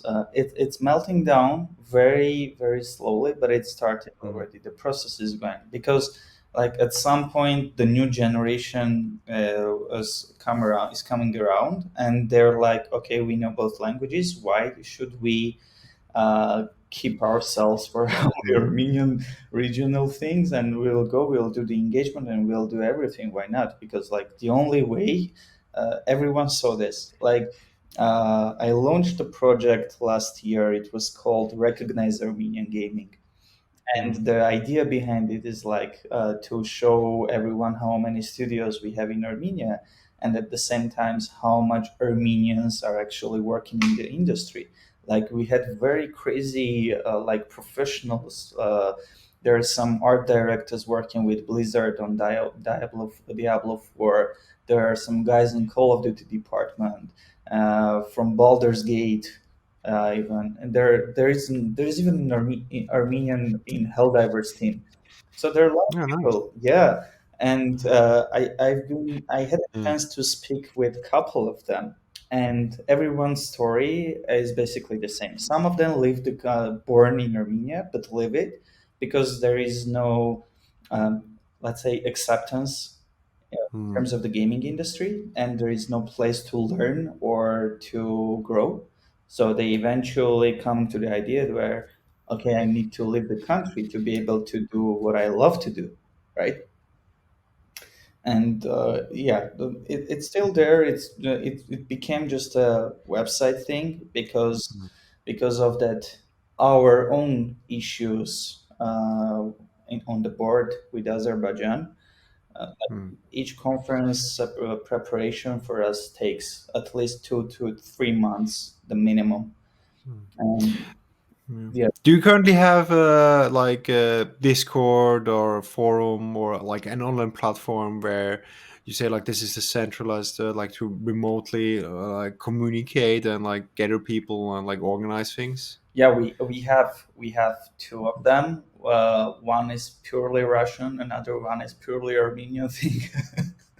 And now we're thinking a mechanism with couple of Armenian and Russian Mm, company directors to create a platform, or it can be a Discord, or it can be a platform like Reddit, where we mm, can actually gather everyone, unite them under one roof, and say, you know what, guys, this is the place, this is the origin of everything. Let's do everything here. Let's communicate mm, here. Let's organize even events based on your feedback, based on your preferred time, based on your preferred topics, etc., etc., etc. But yeah. again, all of that required time and money, and sometimes you have to like find again that fine line between these two. For now, it's really hard to find any type of investment when it comes to video gaming in the region. No one is interested about it. Everyone is interested in crypto. Everyone is interested in any type of job, but not Mm, video gaming, because yeah. there is a lack of information. People still don't understand what is video gaming, how many proficiencies are actually there. Like they Mm, don't know that, for example, for one game there might be a department with 1,000 or more people working on it. They don't take it seriously. So that's the first issue. yeah.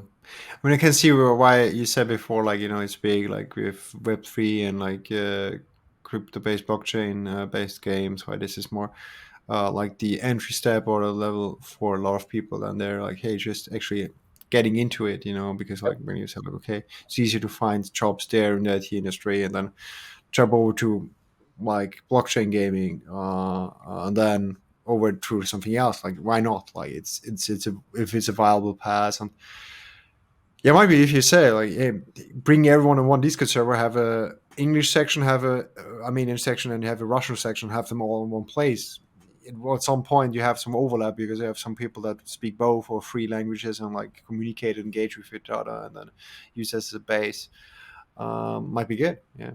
Because after all, like I said before, like in one step after another, and you find your way, and if you continue that and push forward on, hopefully you you create more and more of a base and then connect with the right people and hopefully that you also the government can support that and make a change because it can be huge if governments do that too and like in the end like it can be like a reinforced cycle, you know, when you get so much traction on one end that it can like, you know, like create a push on the other and then this reinforces it, you know, and then you see something Yeah. spiraling in a good way and you never know where it starts and how people connect and uh, yeah, it's just I think if the worst thing is always like overcoming this mentality or this small-minded mindset, you know, like of like yeah, like not going outside for information, especially shutting off information. And I think there's people also choices, you know, there's choices out there like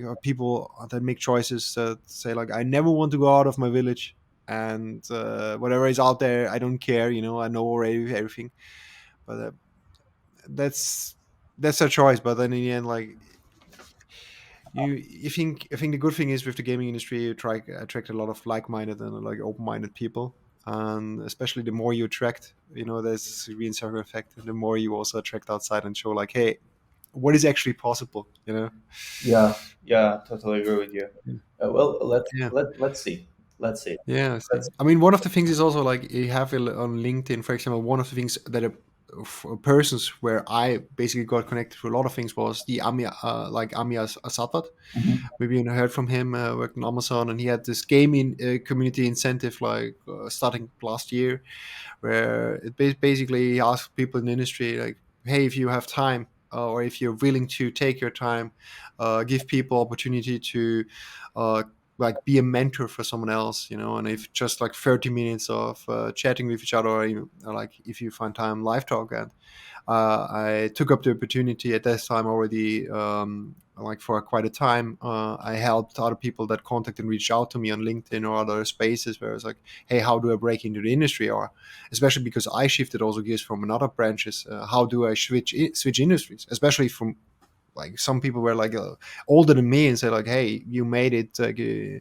your 20s, like nearly 30s, like the end of the 20s, near being 30, to switch to industry, like are basically fundamenting it, just really taking a foothold there and living it, to say like, okay, how do you do that? And through Amir Salvatan, where I put myself on a list, it was kind of shocking for me, like even like how many people were reaching out to me compared to other people in the industry that were even much more faster experience, or like come from just because I went to in such a unique way into the industry, and what I came through, and say like, hey, it's very interesting from what point of view you come, and how you describe things. And uh, which actually was a mind opener, because before I was like, okay, I have something to give and some people, but then I actually, Jesus, how many people are out there that need some guidance, or want some other opinion, or like need help, or like seek mentorship, or and that's where I then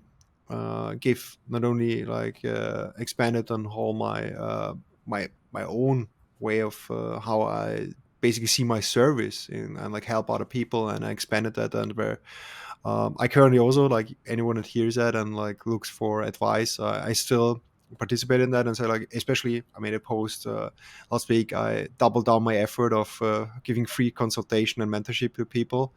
It's just a waiting list, so like even that, like it's there, so you need to put on a waiting list. But I see that I help people because of with all the layoffs and people in need, and people still trying to break into an industry, and I don't want to let people down. That I say like, hey, this is amazing, I want to do that too, and like just live my passion, live. And it's called, so my whole brand in this, and it's Game Mode Life, is about that, because it's, yeah, game mode living, it's play the game, play your life. And I see game industry as this is the meta game we would be playing. Life in itself is a game, but like game industry actually like creating life itself again. And that's a wonderful thing. And you have so many like passionate people out there, myself, or what I went through, and like through helping other people now, I found like even more another way of like my creativity and helping other people, and like being passionate about it, connecting with other people. A lot of that is, yeah, network. Even network, like this one thing like opened up my opportunity to another a lot of other persons. And so, yeah, it's just amazing what can happen, like with like sometimes just small things, and then like one circus in another, and like especially when you noticed how much you can give on other people. And it's fantastic how to see when other people say like, hey, I found a job, or like I got into the right direction, where I need to head to, or like see like, oh yeah, I thought it's impossible to do, and I said like, bullshit, it's not impossible, and then I tell them like, how many skills you can translate from what you're doing right now to even in the game industry, and what you can do, and like how much outside perspective I have. I know. And then I tell them how many people I know in my inner circle who did something directly else. Even come from, I know person who, she was a nurse. She made it. Like he's a great artist now. Like one carpenter. one of the best level designers I know, and so on, like completely different things, and they managed it, and like coming back to what we said before, like we said, like we grew up with a lot of people around this mindset that told us, yeah, it's not possible. And one of the biggest Austrians I know, and like one of my inspiring is like Arnold Schwarzenegger. He said like, yeah, it's like bullshit. Yeah, don't tell the naysayers. Don't listen to the naysayers. Yeah, yeah, it's possible. Yeah, he's a role Not model, possible. man. Yeah, yeah, He's a real role model. There's no doubt about it. mm, Or what he did, like he inspired generations, and you and me like are live examples of that. Like I grew up watching Arnold, so it's like, okay, I know the way. So okay, if he did it, then it's possible. I just need to yeah. go. It's sometimes I think where we need to grow above ourselves and just go out there. And I think one person that I would like to listen to and like is talking and say like, yeah, it's important also to be vulnerable, to just go out and say like, hey, it's just me. It's another thing to be not afraid to saying like, hey, something is out there, and like I think it's always scary to connect with other people. And I didn't know also like what coming to the podcast. We hadn't actually much to talk before like preparation. I was you sent it over to me like, hey, like some of list of. I think we didn't even went to half like of that like Yeah, because of the list that you had prepared. And we went an amazing job, and I answered the question like, okay, I could maybe answer this and this, and then we actually went pretty much off script from the beginning of it.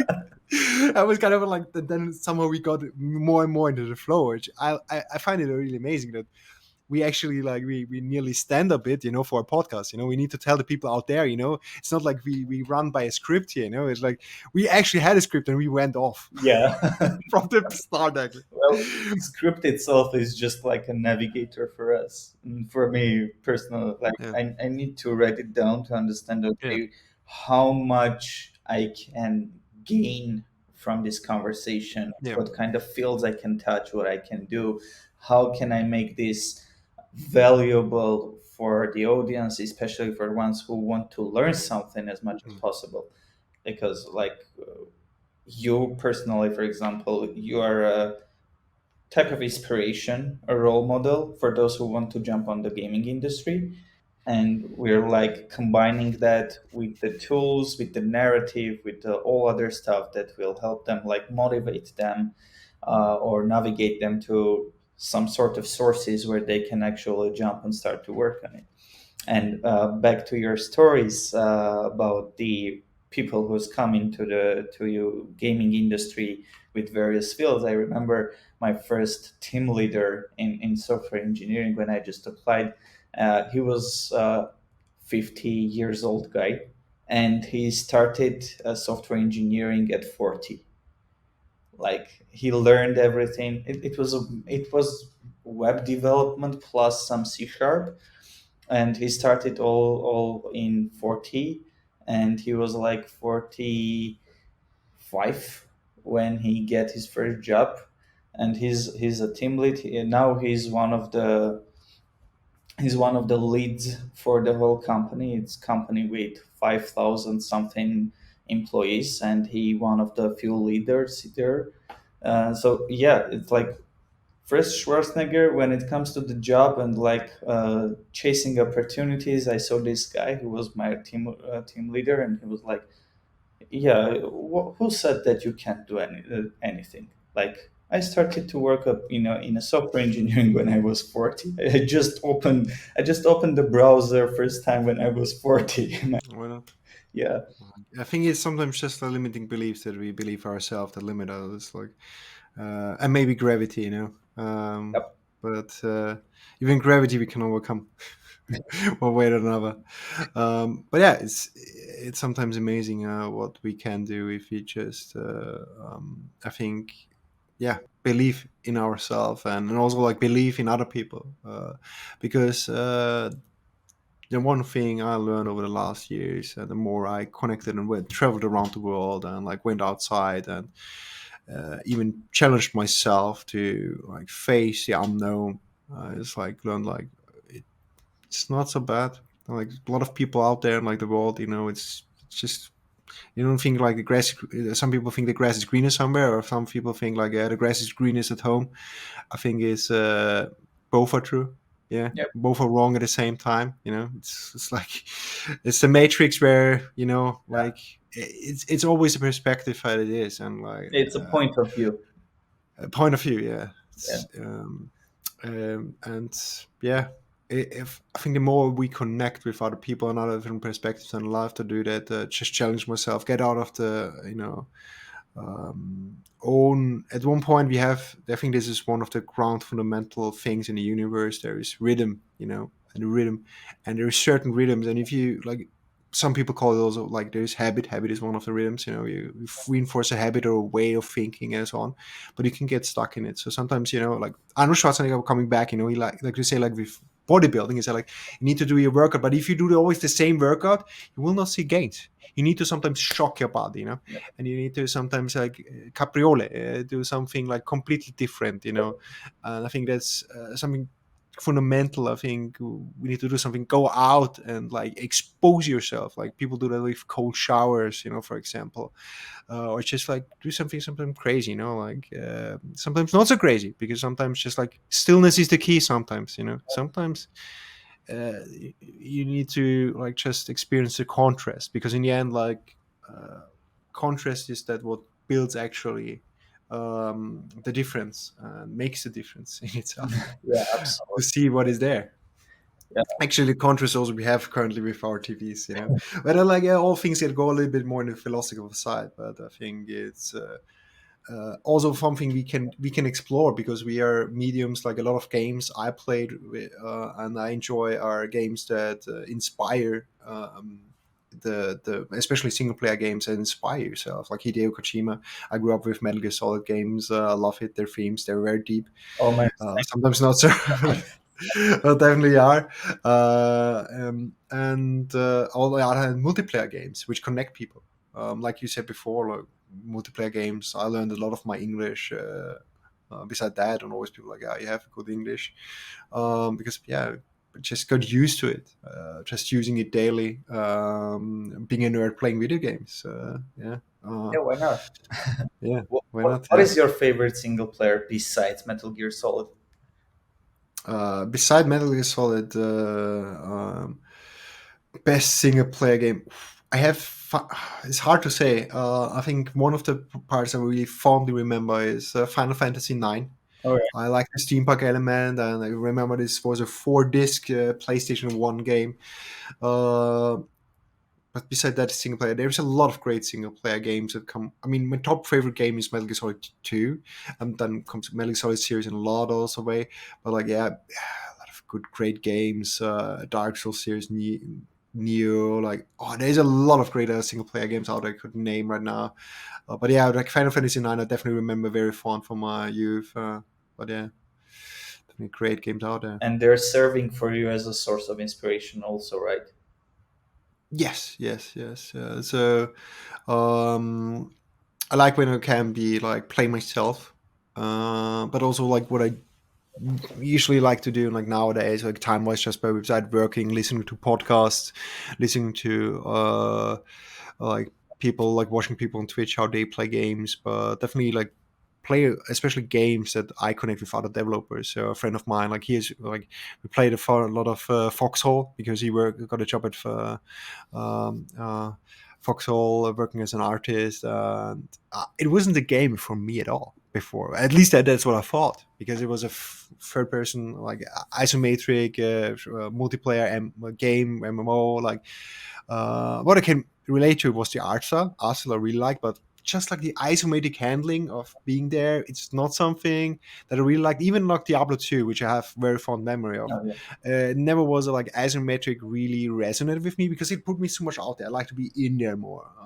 So third person, yeah, works, but isometric is sometimes like there is a disconnect. But I played it, and it's an amazing game. Like if you have the chance, give it a chance. Foxhole, it's like World War I, World War II, a multiplayer game, uh, where you play on one server. It's a fictional two parties. One is more like the so the like Axis, more like the other one is more the Alliance, and it's very community driven. It's very similar to what we have going in the Star Citizen MMO, where the community, everything in Foxhole itself, from the little shell. to the biggest tank, and now I think they have even nuclear weapons and like big naval warfare was the latest patch, from what I remember.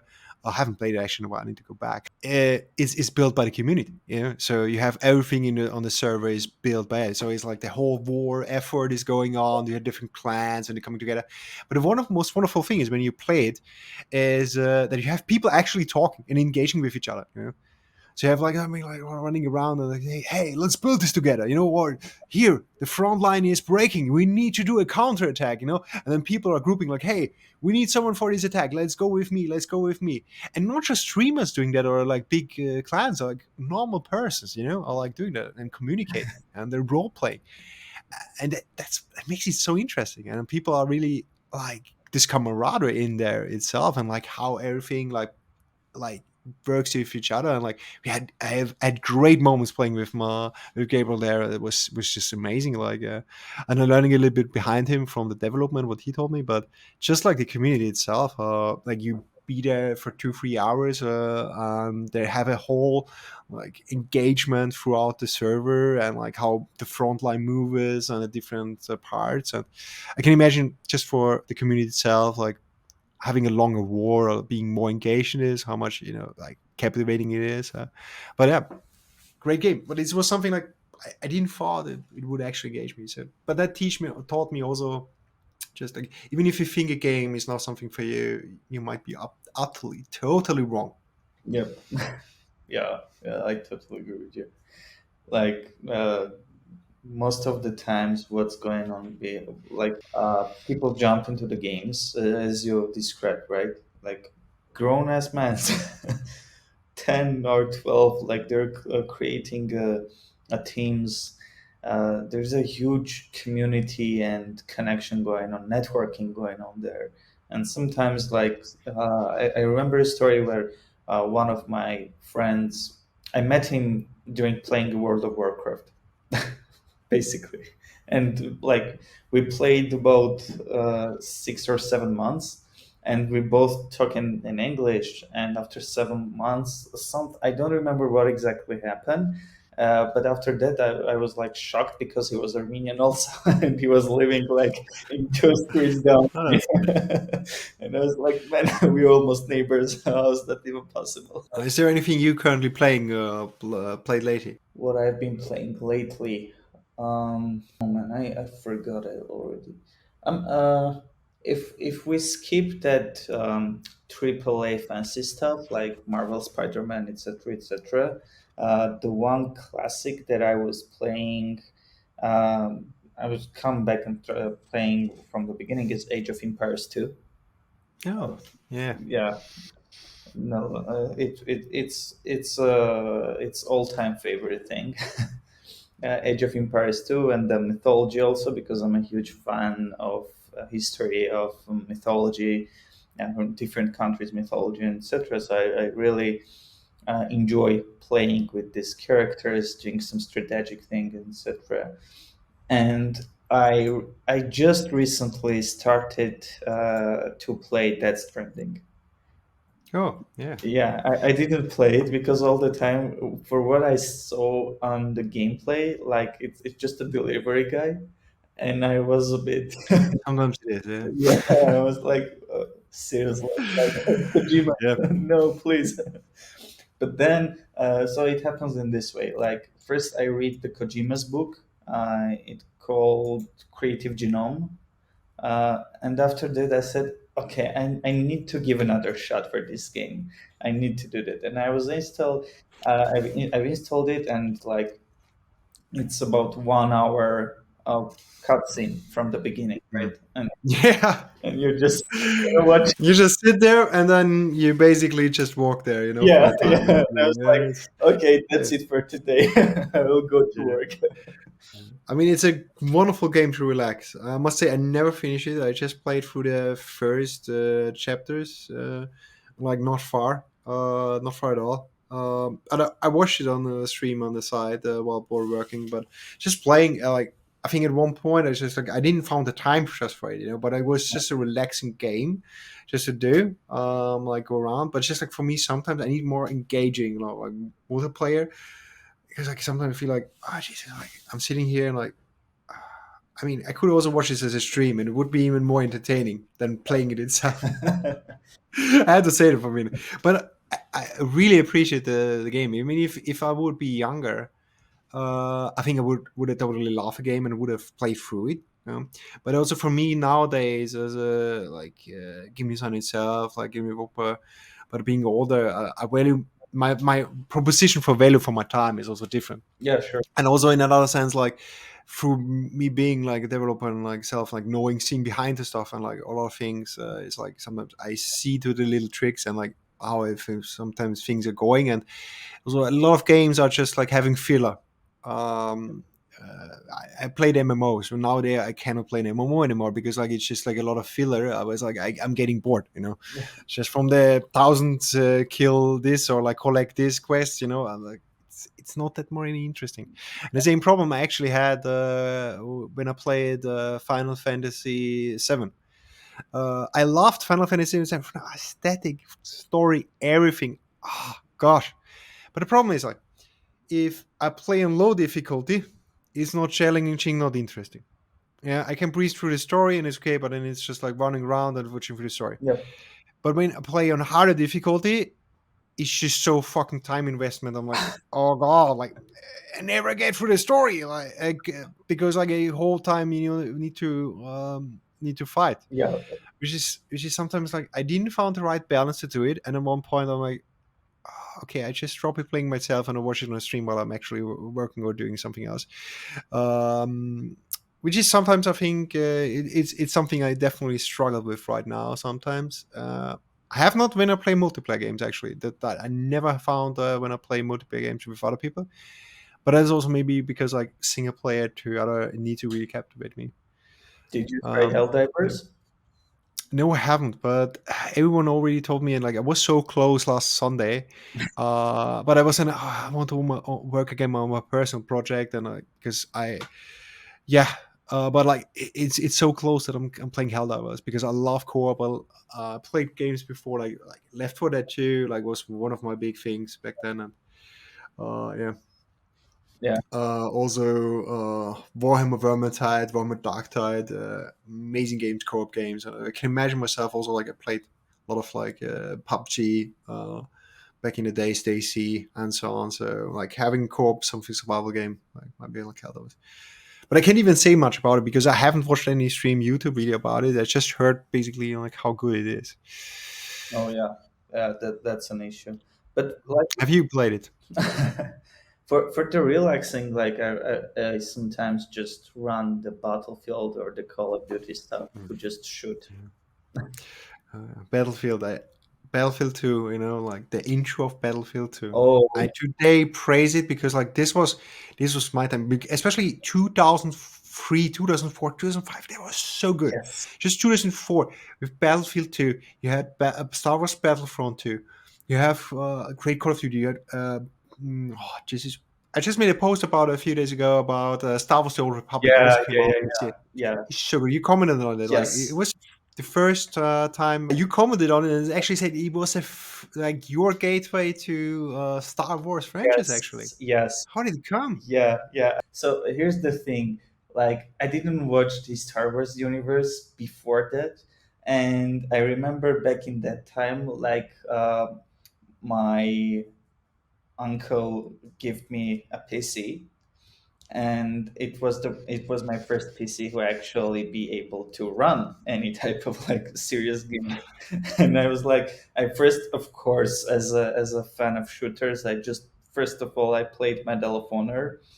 That's another story.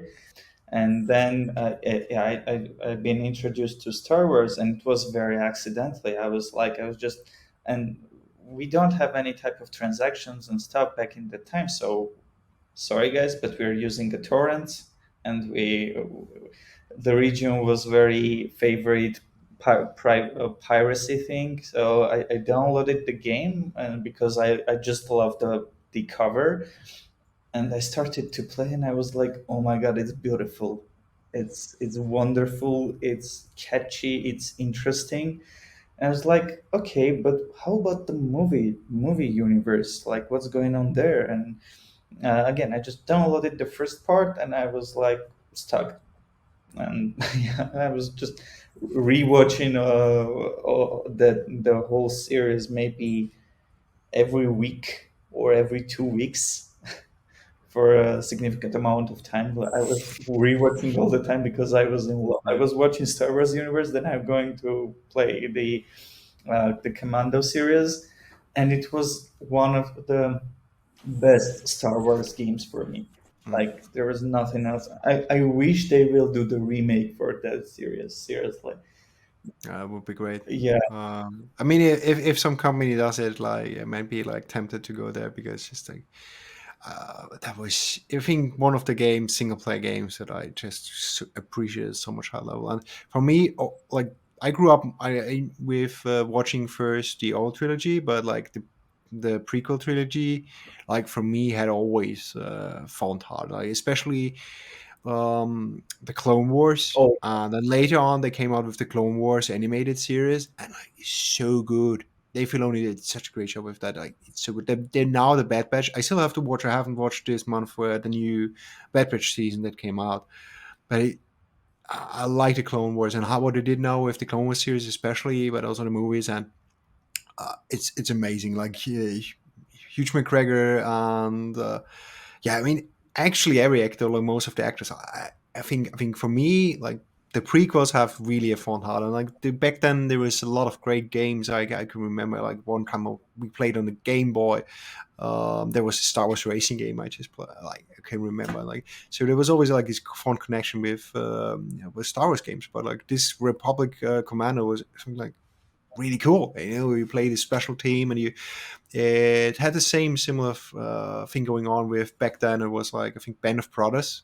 Was it yes, Band of Brothers? yes, That worked also with you have a squad and you have to deal with. So it was not just a one-dimensional shooter, but you actually you had your teammates and you have to bring them around. And so this whole thing in the Star Wars universe, combined with a little bit of this old school game design elements with I think is quite good level design, linear sometimes, but it makes I think it makes it work in a very good way. And I can imagine just nowadays coming back from understanding of what game design development is. I think might be what budget they had maybe back then to just make this game, because oftentimes games, even though if Star Wars was have gotten sometimes more budget, like maybe that other games got that just movie adaptation was, it's still like hard to do a really good game on a certain level compared to just like being a game as a game, you know, in a game franchise or doing a game in instead alone. Especially when you, I think one of the hard things is working with a frame when you of already an existing universe or timeline. Uh, because if you can create something just completely new, like you have a lot of like your frame is like you can just make it up, you know. But if you need to work with a certain rule set or meet especially the expectation of a Star Wars fan, which is I think one of the hardest difficult thing you can imagine out there, maybe because of besides Star Trek fans, which are even on top of that, like they always like push each other, like who is what, you know. Uh, um, it's because they're so dedicated. So like meeting that expectation, like I think might be even harder to do. You know, so working with already a franchise that you have and like succeeding in that, and then creating even in your case like people that come totally new and get them into it. I think that speaks for the game itself. yeah, yeah. Especially right now when we have this stagnation period in the gaming. Like it's I think it's a very serious issue, and we can talk about it also. Like most of the time, uh, the games that are published, like for the latest examples, can be the Suicide Squad, Kill the Justice League. It was completely boring thing, and Mm. everyone were judging them for that. Like they had a good title, they had a good everything, but eventually the game itself sucks. And these kind of games are releasing very periodically.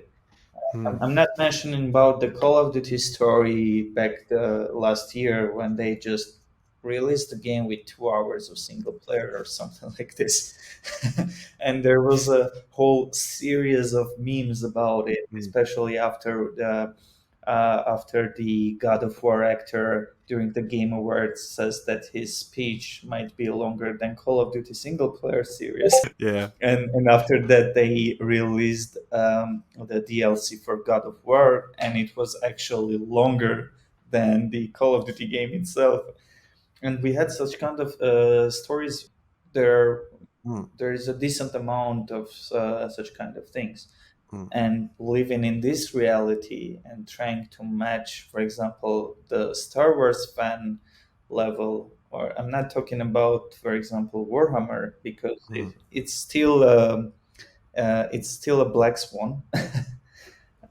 We'll see how what Henry Cavill will do, mm. and Yeah. what will be with the Space Marine too. I'm waiting for this game. There's definitely a lot of on the horizon that is good. Yeah, yeah. But for Yeah. the industry, there is a problem, and Mm, it became so big that it's visible mm. despite your knowledge of the industry. What do you think about it? I think one is tied to like the industry just being big because I think when we look at 20, 30 years ago or 20 years ago, exactly 20 years, 2004, what we just talked about the games, and it was one of the big heights, of the game industry and like what the games we have there. It's like to a lot of people right now, they're saying, "Oh yeah, game industry is doom." You see like this lot of AAA games doing the same thing over and over again, chewing just money and like minimizing the value actually is there for the gamer and like putting more like microtransaction on it or DLCs for like basically more to pay for less value, Yep. what some people would say. And okay, some games are more or less creative or like missing their target audience, what they want. Because I think that's one of the usual things that happen here. Yeah, like in the end, the gamer like just also we have today a different market. That's true. We have much more people that play games. So game industry become bigger. You have different market, and yeah, definitely there is a trend of and all these things you just said are something that I would say like are commonly known or recognized. But in the end, is is, is the game industry doing less good, or is it just like they became bad and the worse became more, but the people or the companies that we known for, we're looking for example like Blizzard or like Activision, EA, the big ones, they change, become even bigger, and you when you see some games from them being released. Going more in this direction, what is perceived as negative, we have more to focus on that. Whereas a lot of my points from like it's a tendency we have, people pointing that what is big, but on the other hand, we before also mentioned we have company studios that produce very quality games, even indie studios. Like indie game development is bigger than ever. Like double A development is better, bigger than ever and better than ever. You have much more niche games out there and genres that are flourishing, that are like coming to fruition. So I think, do we have less, or is it the game industry worse? Like I don't think so. It's better than ever. And yeah, do you have some maybe sometimes bad actors in some kind of cases, or do you have in games that some perceive like it's not a value, but still there's a lot of people out there that perceive value in it. It's just sometimes we need to think about, is it just something for me? And I think that comes back to being transparent. What I don't like about sometimes and is companies being not transparent enough and saying, "Hey, this is the product," because they want an end. They pre-order. You should pre-order. You push for that. You should push for certain packages, and I think that's also okay if you say like, okay, that's the transparent game you will get. This is the battle pass that we get. You get this and this, these things in here, whatever it is. They market and they monetize the game. As long as it is transparent for the consumer to know what it gets into, I think that's fair. If someone wants to do it, and like then it's okay. But then it's in the end, like that's the market, and that's currently the game industry where it is. And as we see right now, the consumer says clearly sometimes, "Hey, that's a really good game." So other companies will follow that up, and I mean, we've seen it. Vampire Survivors, one man game, really great job, like popular, it breaks through, and like it's a simple game, and you see now a lot of people like just like on Steam playing various different games, like like it's crazy where you can find out there as a gamer. Like the variety is Yep. endless. Yeah, and the Also the inspiration. yeah, great example can be the Hades, right? Oh yeah, yeah. It's a Also great wonderful, wonderful. example. Yeah. Yeah. I think there is a big market upcoming also in Asia. So when you see, for example, the Chinese market, but also like the Pacific regions are coming, and we're not talking about like. I think there is a huge potential. We haven't even like looked at how much people there are like, in South America that will do, and then Africa so soon. I think the whole world getting more connected, and civilization or like countries reach a certain level, and we as a civilization become much more connected, and we redefine how we create. And that, I mean, we people or we human beings, we live by creating and interacting with each other and like playing. Playing is a huge fundamental way of evolving, I think, as a human being, and I think that's one of the things we can connect with on a deeper level. Because when I talk with someone, about my favorite game, Metal Gear Solid, and he's also like a huge Metal Gear Solid fan, it's just an instant like, oh yeah, yeah, I know that, yeah, oh yeah, you're talking about that, oh yeah, yeah, it's very good. Yeah. I knew Yes, I that's the knew one. Yeah, I was like, it just connects on some certain levels of where you go through and like, well, what do you understand? And I think you're also sharing experiences, sharing emotions. It's with music too, or video, or creativity. I just watched Dune the last. It's just huge impact on me. I went out of this movie and like I need to see it again. It's amazing. Oh, you already watched the Uh, second part. yeah, I already watched the second part. We watched it as a company and together, and like people, like colleagues, and we plan to watch it again. I Oh mean, yeah. it's in space, like it's a sci-fi, and it's uh, funny thing. I just watched it the first time, the first movie one year ago, because I never thought like, oh yeah, Dune. It was one of the things where I was like, Dune, from what it is perceived, I'm not sure if it's kind of my kind of fantasy and story and everything, and then I actually watched the first movie, and then "Geez, I need to read a book, and then I need to watch it again, and then I started reading the book, and there is so many key deep elements in there, and there's some games that is also like that. Like for example, Nier Automata. Yeah. Uh, the last single player game I can remember, I was so totally in it, and I didn't sleep. I just played it. I want to know what is more. I want to get through it. I slept till I get so tired. I played till I get so I played till I get so tired, and like I was like, okay, now I need to sleep. And then I woke up and I played more. I said like back then, like I don't want to work. I want to. Geez, that game is so good. Amazing, the music, the gameplay, everything. And this is sometimes these games where it's just like you don't sleep. You see yourself the next time in the morning. If you know what I mean. The games where it comes out, you play it, and like next time you look on the clock, you sometimes get waking up, or like that you actually what time it is by the sunlight coming through, and like it's the chirp chirp chirp, like actually what it's morning. How come, how come that's the good games. Yeah. The last time that I have that kind of feeling was with Witcher. Witcher the Oh, third. beach, yeah. Yeah, Mm. it's my all-time favorite. I read the books maybe three times already because I love the narrative. And the same thing with Dune. Like I first went to watch movie, and I was like, "Oh my god, this is perfect! I need to read the books." And I started to read them and rewatch them. And when you also see what kind of actors, what kind of musicians are working on it, like Hans Zimmer working on the soundtracks, while Denis Villeneuve is doing all the creativity part, and then you hear how, for example, for the Dune 2, I did a post. I don't remember where. Hans. Oh yeah, in Twitter. Hans went to desert and lived there a week completely alone to Mm. get that vibe, to be able to create that music.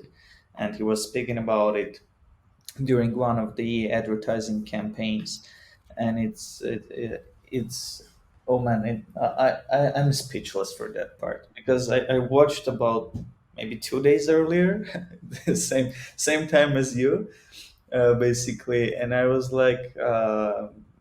I was shocked, and I was just sitting there while the titles are going down, and like, okay, I need to revisit this, but next time with IMAX because we don't have IMAX in Armenia. I need to see this in IMAX also. But yeah, they did a huge job, and it's like creating a new Lord of the Rings series for the universe, right? Because Mm. it seems like we will there was that feeling that we will never be able to see such kind of revolutionary Yeah, thing in the movie industry, and then but and it's 20 years. It's nearly 20 years again. yeah, Like remember, everything comes in cycles. Like rhythm cycles, yeah, and even that is the theme of Dune. Rhythm cycles. That's the theme. And you see that again, like it's only 20 years since the Lord of the Rings trilogy. And so it was about, it needed to happen. And there we go. I mean, when I watch it, the production value, yeah, I was like sitting there, like just like from the story itself and the characters, but like how did it, the costume designs, the concept of the ships, like the lightning, uh, the exposition of Jesus, I can get into it. Like I watched afterwards the making of, and I want to know more because like everything that I can learn about it, I would love to do more because it's so interesting for me to always see how do things get created, how does it come to it, what is it, what did someone think about, when creating about it, what's the meaning behind it, and hearing this, it's so interesting to see like how the end result. But like see like how did it come to it? Like we know so like watch the making of and they showed the ornithopter and the ornithopter is it's such a wonderful yeah, design. It's so beautiful, but not only beautiful, it fits and with the whole environment and it's uh, it's interesting how they then captured it and brought it onto the whole cinema. But sometimes, and one of the things I see oftentimes people underappreciate or like even don't recognize because it's there and it's so main in games too is sound. How much audio and sound is important, and then even in the making of they said they went to it and recorded sand in the Sahara or what is it like in some kind of place. I wasn't not. I don't think it was the Sahara. It was North Africa. I'm not sure. Remember some. I bet someone can tell me better. It's they recorded and went to there. So the attention to detail to get everything little thing right for it, it's something this where you go beyond it. You just don't want to make it good. You want to go a little beyond it. With Arnold Schwarzenegger, one more take. yeah, It yeah, needs yeah. to be. Yeah, that's not bad. It need to be perfect. Create One time create better. that Yeah, new kind of legacy yeah. after you. Yeah, I agree with you. Um, oh man, I think we can leave over the take and say like one more better because it's already 2.5 hours. I look at it, and it's like we went. I think we had planned what 1.5 hours maybe like maximum, and then we went like well, okay, a little bit more. We have something to talk, I, more, but a little I bit was more. enjoying every minute of it. Yeah. Yeah, it was very fun discussion, man. What advice would you give to developers, to game developers and producers who wish to make their first step? I think one of the core themes we had today was I think networking, and I think communication networking is huge because you in the end, if you want to be successful, especially in the game industry, we have make so complex games, and unless you do your own game, you usually work with other people together. So having a network and people you can make a game with or communicate with and gain knowledge from is huge, especially in bigger companies when you make complex games. And our games become more complex because we want usually make like be more real like we want to imitate life, but also on top of that make it better, bigger, and for that you usually you need to scale. And so you work with a lot of different people, especially as a producer, to just go out there and work with other teams. But I am fortunate enough to work with people, and especially in that's one of like in Cloud Imperium games, but also people I work personal level that usually I somehow attract people that are like-minded and also open and want to learn and don't shy away of ask like just or be sometimes a fool or just like want to learn just to put your fear away of failing, and it's just yeah, failing is one of the parts. You need to fail anyway to learn, or need to be exposed to something that you don't know, so to learn. And I think that's what we did also, like in our talk today, like learn from each other. And I said, okay, it was very interesting for me to learn, like, hey, what face you difficult faces. And if you realize, sometimes you get in the conversation, you realize everyone gets through their challenges, and it's just accepting, like, hey, there is some challenge out there, like for me, or like I have some challenges, or like something like that is unknown, or is like fear. And sometimes through that, going through the fire, it becomes the biggest. And sometimes, as was also one of the themes today, I think things come unexpected, where you don't know, and sometimes there lies the greatest gain of it, and just sometimes, like, being open to something you don't know. Yeah. And yeah, don't be so serious, just play. And if you want a specific goal, I think that what I always say, in people when they say, like, what is the biggest skills in the industry, is be persistent. Beside the networking, of course, like, and what we just talked now, communication, being persistent, and be a problem solver. Find out what is problem. That is, you need to communicate. You need to listen to people. You need to go out, or like say, like, okay, have a problem and go to people and say, like, hey, how can we solve this? Because usually the problems we face in the game industry is like, it's hardly solved for one person, because it's so complex. You don't, like, only a few people understand, even like people that are very experienced understand the whole thing.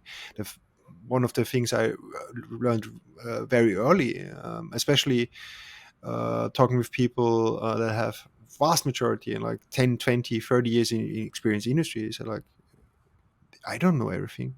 And for a lot of things, I have to go to other people to know what is going on. Even on the height, when someone talked with people that have massive experience, they're like, it's so complex, and usually there's people out there that are so specialized in certain parts that you cannot even imagine. So you can be a generalist, but you can also be like a deeply ingrained in something. But you will always have someone need to bridge either way, to bridge the gaps, because you cannot be perfect in everything. I don't think, maybe there is a possibility that you can be perfect and know everything. Then you're God. But who is that? Maybe beside God. If you understand what I mean, Yeah. it's just like this, like. Bridging the gaps, understanding, like, there is people out there to collaborate and know. I think if this trinity, you can one can master, I think can gain a lot. And even for me, I talk here maybe from the high horse, but I'm not, because I say, like, I can learn from that a lot. I can be better, much better than this, like what I am right now. I learn every day. That's coming back to what I said before, facing the challenges every day, what you have at your level, because everyone has the challenges, I think.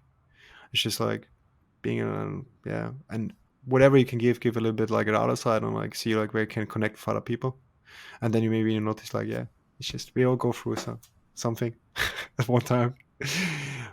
And like, yeah, be grateful sometimes for what you have, because, like, I think it's sometimes we forget, like, in chase of the whole day, like chasing things, especially when you work at something, and like just to be sometimes just be grateful for what you already have, because, like, I think we live in a world, I think it's sometimes undermined, what we actually have, like, look at our equipment you have in the bag, like, Yeah. I have few miniatures, a lot of work for thousands or something, like, you have a 400 miniatures there, when you think about it, some people don't even have water in our in this life, and like we have people at war and something that are going on. So I think sometimes sit back and like be actually how grateful we are, we doing something in the game industry or IT industry that we like to do, and it is quite, I would say, comfortable, even if it's stressful. I understand it. It's very stressful to what we also do, and we face our challenges. But in the end, we don't have to work in a mine.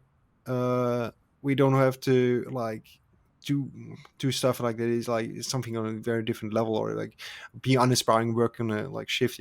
Yeah. We can we have a lot of opportunities, and I think that's a grateful gift, and to inspire and like help others, and like create applications or like content that actually makes this world better and inspires others to be also better. And I think that's what I would leave off of that note before I go on, because I could go on. It's like that's where my heart is, that's what I'm living for. See, like Well, that's what I love to do. that's a great strategy for life. Yeah. Actually, it's even not great, even the best one. Having a clear heart, being grateful for what you have, always chase more, but having that inner grateful uh, voice, let's say this way. And I mean, you just described the essential parts of human being, you know. But yeah, it's very difficult to live like that, especially when it comes to different situations. And you mentioned it very clearly, like everyone is feeling their pain in a different way. For someone, it will be something very easy. For another one, same issue can be a tragical, like life changing, life breaking thing. And yeah, like you just said everything. You can just drop off the mic and we'll just stop the recording. Oh, thank you. That's also nice. But I want to say also thank you to you for giving me the opportunity, because it's like it's something unique also to come here talk with you, because like it's I think too rare nowadays that you I think people reach out to each other. So it's like, yeah, say like, hey, let's collaborate. Like in a lot of ways. And not rare. I don't really want to say that, because actually it's not. It's like we got more and more. It's like sometimes we think about like, so we sometimes overwhelmed by this negativity, like what is going out there and the negative things. And just saying like, okay, that is a thing that would I appreciate, because right now like you reaching out to me, because lately like there wasn't much to ask for that. So just like to yeah, that's a wonderful thing. And I think yeah, I think let's leave it on the note, because it doesn't get better. We already reached a height with that, I think, before. But I had one wonderful time, and let's keep me updated on what's going on. I have a fond heart for the East. My wife is Russian, so All right. like yeah, so. And like we have also Armenian friends, like it's great, and it's great to see and like hear that you're making progress in Armenia. I have so many I would say great experience with people from the east, and also like from Armenia, and like see like how much passion there is out there. And like this was one of the wonderful things when back then you posted for this, like say again with the conference, and you posted like people were reaching out to me and said like, hey, this is one of the wonderful things when I see how you basically you create something, or you put yourself out there, and you get a good resonance feedback, and you see like, hey, how much people you can inspire. So I hope that you can create your events, like put them forward on there, and let me know if you need some contacts or help. Like I'm all up for it, and get something going, because it I think everyone out there that still thinks he cannot do it, and like lives under this impression of, yeah, gaming is not for you. Gaming, you cannot reach that. You cannot make your own game. You cannot be the artist that you want, the designer, whatever you want to do. And like I think it's for you what you do for your people in Armenia. It's so great, and it's seeing that there's a lot of Armenians out there that would love to collaborate and get out there to work together. And even if you say like, okay, you can do that country-wise over with a lot of Russians that you currently have there in community, I mean, the more we better. The stronger we get all as a community, the more we can achieve. Even if sometimes it needs to us like like bridge the boundaries between like languages or whatever it is, or our ego sometimes, or limiting mindsets, it is worth it, because it's hard, but the reward is more greater. Yeah, yeah, totally agree with you. Right now, what I'm trying to do, because of that financial situation and the situation in our border, like it's unstable in a different way. Like you can't control the processes because there is no peace agreement going on right now, Yeah. and we still have the issues. And like preparing something like game conference, which like we started to do it, I put tons of money, my money on it, Mm. and I don't regret any penny of it because it should be. And like the thing is that for preparing something like that, you need at least a year, Yeah. because you have to pay for the venue. You need to get some big checks for the speakers, for the guests, and etc. And it takes time. And this is the essential problem that we're facing every year. Yeah. we're starting the preparations, we're doing the marketing, we're doing reaching out, and at some point, like what happens for the last time, um, there's only 20 something days left and the war starts again, and we're Mm. like, oh fuck, what we are going to do now? Like we have to like reschedule it, and we just put it that, guys, we're sorry, but we don't know when we will come back because of the Yeah. situation. And right now what I'm thinking, because like you can do that kind of preparation if you have a decent amount of money already in your treasury. You just hire everyone all at once and say, you know what, guys, you have 2 months, do whatever you want, and you can pay an extra price for the speaker tickets, for the guests and stuff, etc. So what I'm trying to do now, I'm concentrating all my attention to Dubai and Saudi Arabia, because they had money, there is no war, and they're ready to pay for the gaming industry as much as they want.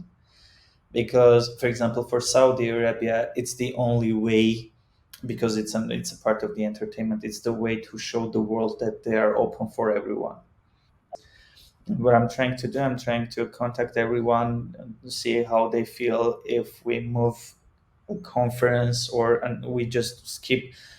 We leave the name and we'll invent something new and do it in UAE market in the first place, to get the track record in, and also get some treasury already collected for the Armenia.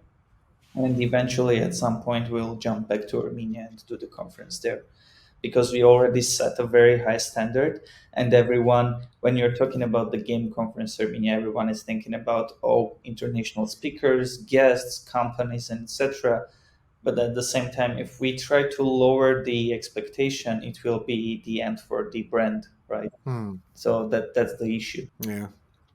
Yeah, it's not easy. Definitely kind of see that what you were struggling with. But yeah, I mean, I put sometimes, like I said, persistency. Like Yeah, you never know. Like something, it takes a lot of time, especially the huger you go. Like the more it takes time to get something going. Yeah, yeah, yeah, it's one of the things. But yeah, all right. great. Was amazing time. Okay.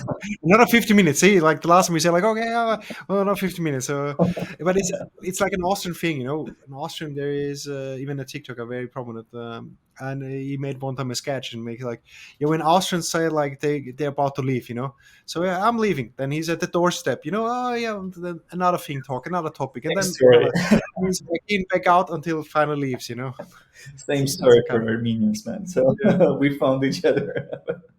yeah, very similar then. Yeah. All right. All right. Wonderful.